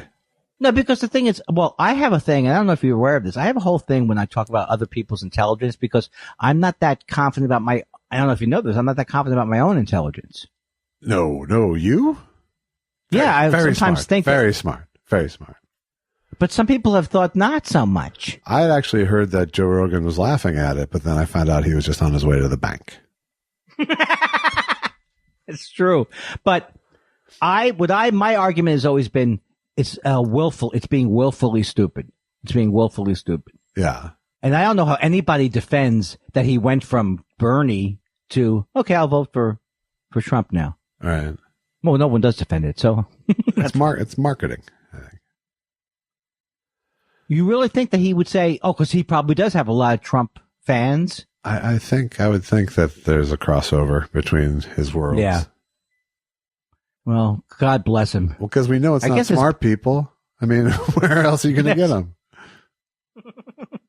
But he has, quote, smart people on his show that he interviews, like your Elon Musks. Sure. That must have been a horrible. I just hate the idea. Elon Musk is not idiots. stupid, but he's a fucking idiot. Yeah, that's true. That's true. He is a fucking idiot. And he is smart. Yes. I can vouch for it. Larry Harold says, Andy, you're a cameo star. Thanks for the hilarious birthday wishes and the superb JFL address. Josh, remember that time Ethel Merman asked John Wayne to go horseback riding? See, now I feel like I'm being patronized here. It's like, let's give Andy some praise and let's throw Josh a bone with some fucked up impression. Yeah, and also making you work. You got to put the magic together. All right. Josh, you work for it. Andy, you're a natural. And Josh, what would Leonardo DiCaprio look like if he was hanging off of Truman Capote's face? I don't know, Pilgrim. I don't even do John Wayne. What the fuck? I do Rick Moranis when he was the young Skip Bittman. I'd like to do John Wayne as the president. I'm the president. Guy Incognito says, now, fellas, you're not going to believe this, but I heard Frontline got an in-depth interview with the fly that landed on Mike Pence's head. Those cameras really are everywhere. I think people, why do they go past when we know that it's a bit? They have to add one more thing. It's amazing. How do they capture these things? Right. It's to show their ironic awareness. Yes, exactly.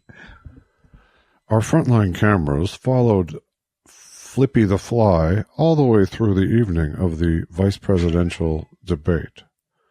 While he circulated throughout the facility, he found respite on the snowy white slopes of Mike Pence's head. Tonight on Nightline. What's your take on Dianne Feinstein? Feinstein. That's nice, right? She's nice. Wait, I have to finish. I'm sorry. On Frontline. Thank you. Dianne Feinstein, I don't know what the fuck that was. That was the worst. That was like she was having a stroke and thought it was 1958. Well, someone told me she's 87. I didn't realize she's 87. She is 87. Yeah, I did realize that myself. When did we vote her in last time? We don't let my grandma's 87. We don't let her use the remote control.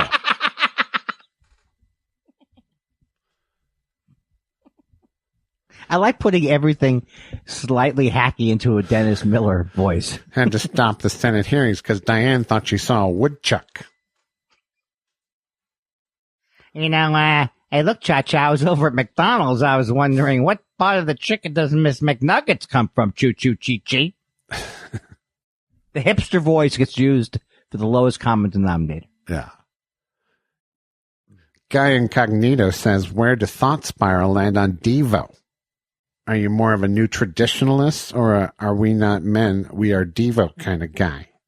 What did James Mason think of Devo in their heyday? I like Devo. I don't like. I like going like once through a Devo album is kind of enough for me. It's not like music I it's not music I find pleasing, really. But I always thought the whole aesthetic was very cool, and I liked the postmodern, post-punkness of it. It did have a thing. You know, I always like things that have some extra funny built into it, you know, and they definitely had, you know, if not comedy, certainly plenty of whimsy, you know. With the what were they, flower pots? Yeah. No, I forgot what those. Yeah, they're basically flower pots. But I can't remember. I don't have them on my dial top 5 or something. They did probably around late 80s, they did a live album that I actually really liked. It was called Now It Can Be Told or something like that. And that I actually listened to numerous times. Actually, Hodgson and I, we did a tour of college dates together, and that, we bought that album just before we left town, and it became a favorite. First of all, I never knew. Did you do a lot of driving around with Hodgson? Not a ton, but we did some college dates together. That's cool. And probably some others. I want to hear some other dates, you know. Yeah. And then plenty of traveling with him in Cinematic Titanic days. Right. How'd you guys all travel together? It was good, right? You guys got along. Yeah, I mean, mostly we all assembled at each gig, but, you know, we'd have... Oh, right. It's not like you're in the same hotel room. No, we all, you know, it was 5 hermits pretending to be a troupe, but, you Looking for Herman. There were weeks where, you know, we'd have 3 dates on the East Coast and we'd go by van between gigs or whatever. Now we're talking. But we never did a bus tour. David Schnotz says, when was the last time either of you carved a pumpkin? Stoned pumpkin carving has been fun this month. Can I trouble you for a strain suggestion paired with a carving design? I share the picture of my red fox pumpkin. Speech had my jaw agape in the best way. And he did, in fact, share a picture of his very impressive red fox jack-o'-lantern. Does it look like Red Fox? Yeah. Yeah. I'm very impressed by anybody who can do anything so that like had you not told me it was Red Fox, I would go, is that a Red Fox jack-o'-lantern? Yeah, I think that, talk about getting into the spirit of the season. I don't remember ever carving a pumpkin, but I'm sure I did it a couple of times because I can remember the smell. Mom, can I carve a pumpkin? Give it a shot. Here's a knife. Pumpkin! We did a lot. We did, my parents were pretty good about the pedestrian rituals for a while as we grew up. That's nice. You know, they bailed as soon as it was apparent there wasn't a lot of kid enthusiasm. Yeah, because why would you want to? It's like Arbor Day they were as never an adult. they were never willing to drag us through this shit. Except for Passover, right? You always did Passover, probably, right? Yeah, I mean, we had to do those things. I just mean things like pumpkin carving and, making Hanukkah cookies or, those sorts of, sort of more peripheral rituals. But no, we did, Thanksgiving, Rosh Hashanah, Passover, probably one more. Shavuos. No, Sukkot. I have told you that before. I do like Sukkot. Yeah. Sukkot or Sukkot, depending on what part of Europe you're from and when. Exactly. Whether you're Ashkenazic. No, not Ashkenazic. Whether you read don't stop me. I was going to do some nonsense Hebrew talk. You're going Jew hardy there. Yeah. Something about no vowels.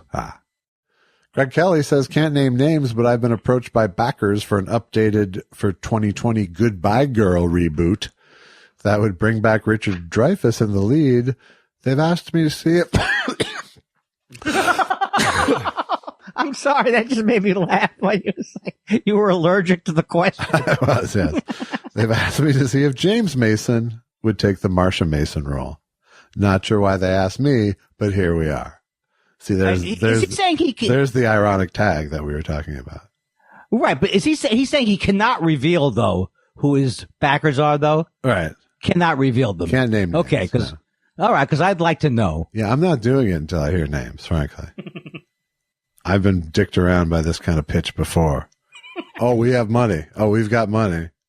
Yeah. If you want to believe that, then you got to believe that Mama Dick is a person. The third. Right.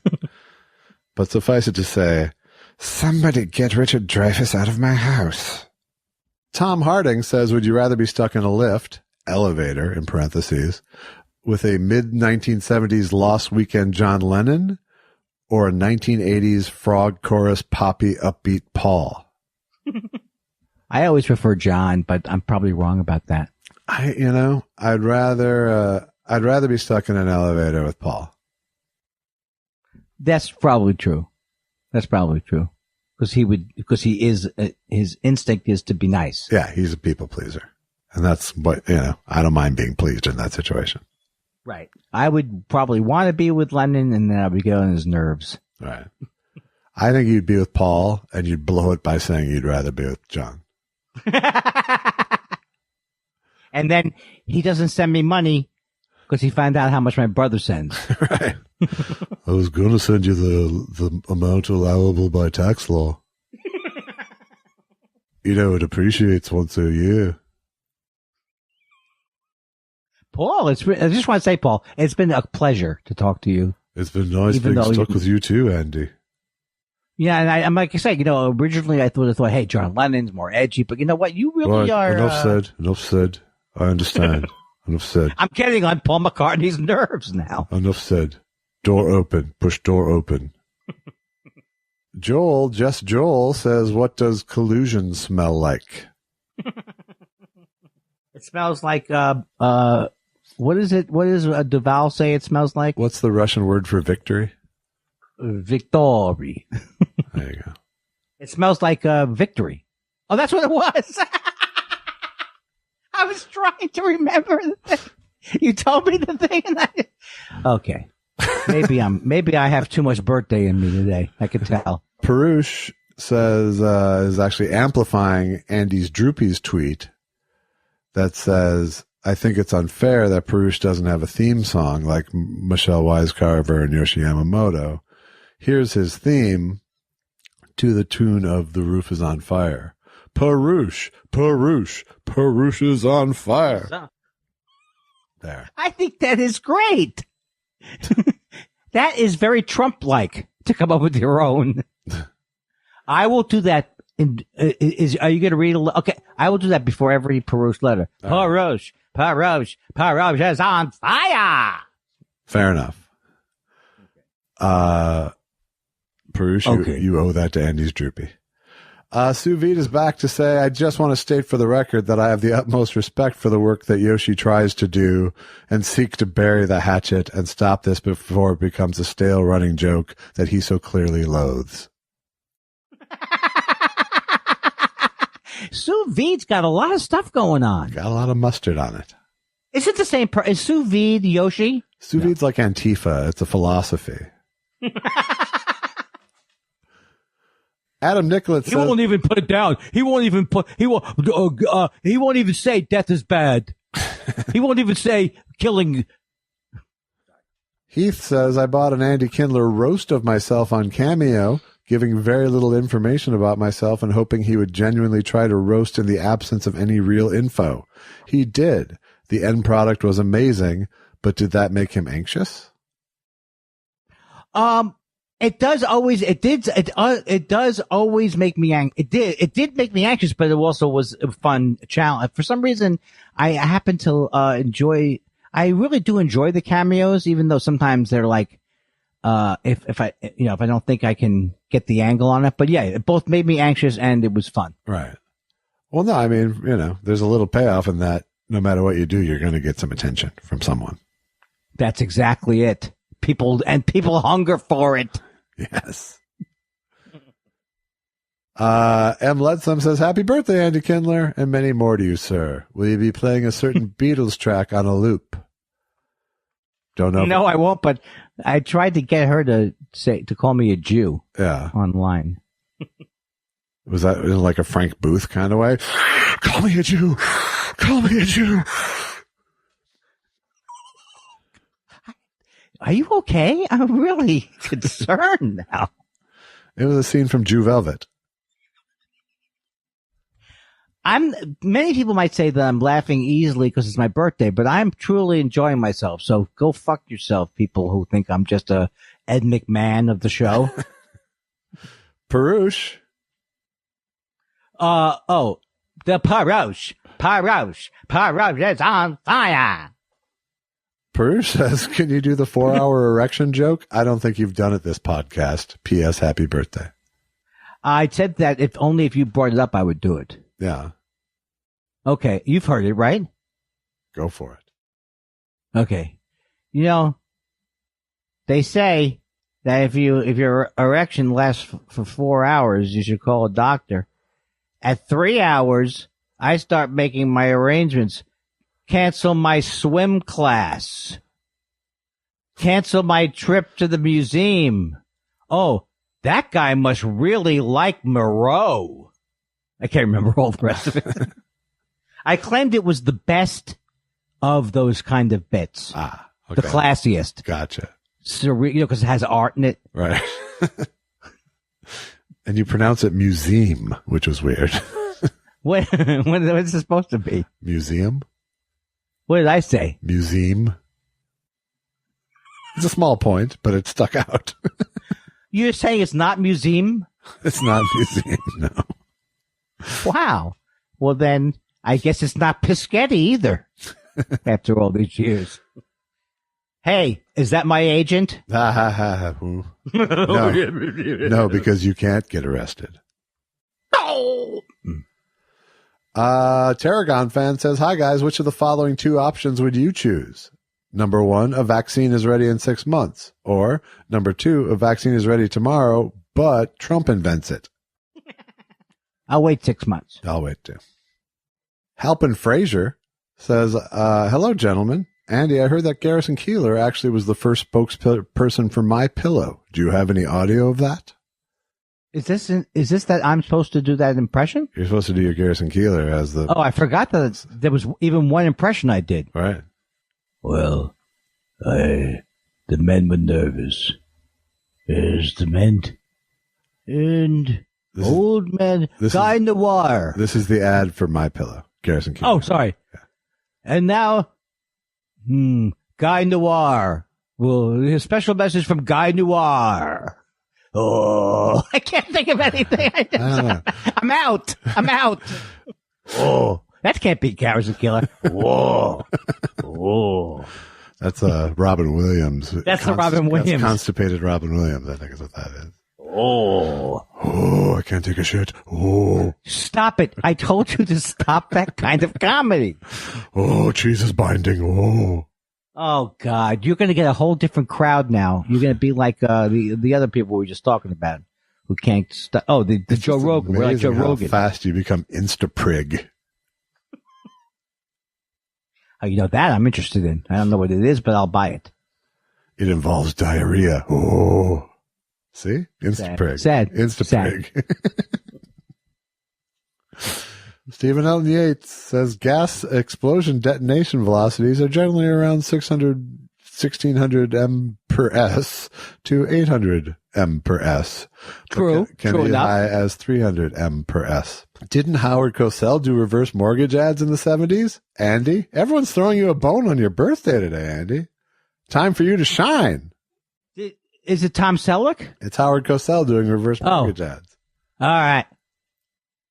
This is Howard Cosell. Now listen, I'm not here tonight to tell you that I'm going to take your house away from you. That's not what Howard Cosell's about. I want you to get a reverse mortgage because Roberto Del Bison, the strongman in Peru, got a reverse mortgage, and he's here tonight to tell you about it. That's not bad. That was good. You had flow. You stayed. flow. You stayed in. You stayed in the character.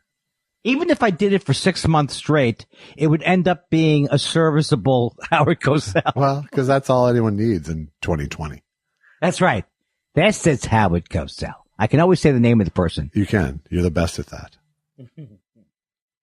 Richard Cole says, happy birthday, Andy Kindler. Thank you. Stephen Elton Yates says, maybe it's the Xanax, Librium, and butane talking, but I thought I saw a young entrepreneur pitching polished catheters on preschool Shark Tank. Jelvis? See, this catheter, this is a whole revolution in penile implantation because you no longer have the spiky things or the jagged edges. This was completely polished. Completely polished. It inserts cleanly and comes out with a sigh of pleasure. I'm gonna need about $400 million for a 3% share. Bring it on! Coming up on Please Go Shopping! Yeah, I was just thinking while you were saying that, it's amazing that they can make a catheter that either is smooth or goes in easy. Right. But not smooth and goes in easy. Because it's a lot of it's about your attitude. Barry Golub, my dear friend Barry Golub, says, listening to the SOTI, I couldn't help but feel that I may have sparked a feud between you and Mindy Kaling. To be clear, I was kidding and have no evidence she was referring to Andy. But it turns out she was. Oh, how does it... Barry was the one who sent the tweet that alerted you to that. I know, I remember that. Yeah. But how does he know? I'm still thinking I read into it, but it just seemed like it was me. Yeah, okay. I thought you upped the game a little bit after. No, she says, who's this guy who's not that successful on, there's a guy who's not that successful on Cameo, making, being mean to me or something like that, okay. being rude or something. Right. So you just, you narcissized it.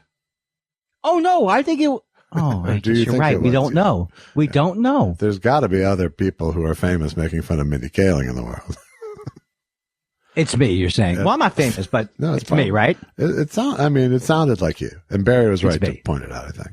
Barry also follows up with while I realize that the comments referenced herein are effectively in the Paleolithic era for Andy, happy to be his friend by association. If live shows are ever a thing again, we can have Black Sheep Pizza in Minneapolis. Oh, that sounds great. And they will be. This will not stand. They will be, and Acme will be the one club that'll still book Andy. Wait a second. That didn't go well at the end. Oh, wait, I'm sorry. I was trying to be reassuring. I thought you were adding on to the positive. I meant one club that will book Andy. Boy, I get to the end of the whole thing. You're not my, what do they call it? My wingman. Well, I would like to do that too. I think your friend Barry sounds like a wonderful person. He's my bud. You don't say that about me. It's unbelievable. No, I say he's my burden. That's what I say about you. Oh.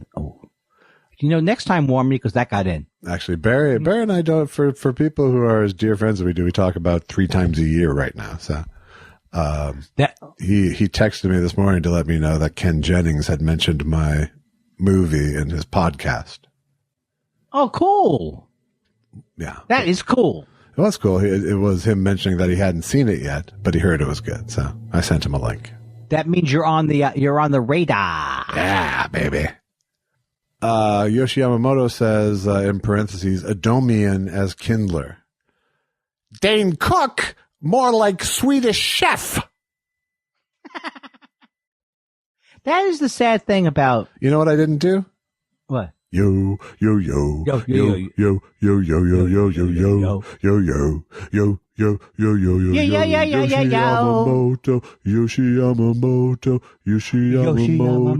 going down, Yoshi Yamamoto, yeah. But we already read his question. Oh, okay. Yeah. You had to reverse engineer it. I really did. I had to retrofit. As it were. Let me hit a couple of quick questions just because there are a couple of actual quick email questions. Matt Keen says, hello, 95% Josh and 5% Andy.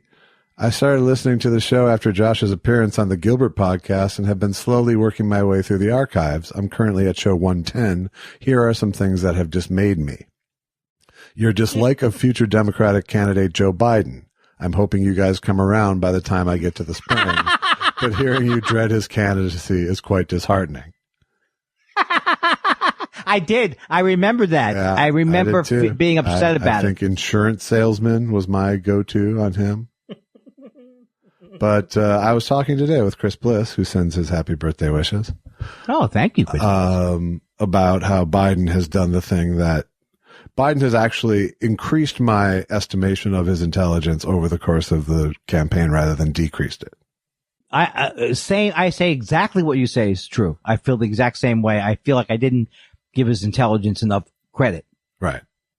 Or I was worried that he would be a loose cannon or something. Right. Josh's story that he went to Hawaii once and hated it because it was boring is the most beautiful place I have ever been and incredibly relaxing. Also, the food and people are great. What do the two of you want out of a vacation? And a third thing, I'll take your answers on air several months when I get to them. Well, don't put me in the Josh. No, she Hawaii meant me thing. and Allison. It was the two of us, I think. Oh, okay. You know what? I want some more action than Hawaii provided. That's what I want. And I want to be able to go outside my door without getting burnt to a crisp. And I want to do stuff that doesn't start at 7 a.m. And end at noon. And I want bars that are open past 10. And I want food that doesn't have to be shipped in from the mainland to be fresh. Boy, you had a lot of things there. I want to not be remembered. stranded in the middle of the fucking Pacific. Hey, look, Chi-Chi. No, it was lovely and beautiful, but it was boring. It was super boring, and I don't relax well. I will cop to that. I don't do nothing well. I never have. This is why I can't nap. That is a sad thing when I hear that. Well, it's not sad because you don't care, but if I couldn't, I'd kill myself. I think that's enough show for 1 week, especially on a birthday you got to get to. That was a great show. Yeah. I really enjoyed. Why am I overselling it? You just said it was a good show. Yeah. So, I guess all that's left is I'll do all Andy's promotion.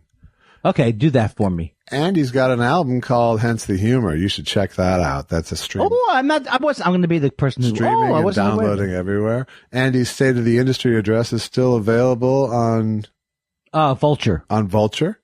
Check that out. And as you heard last week, from his very first State of the Industry address, that's on sale as well.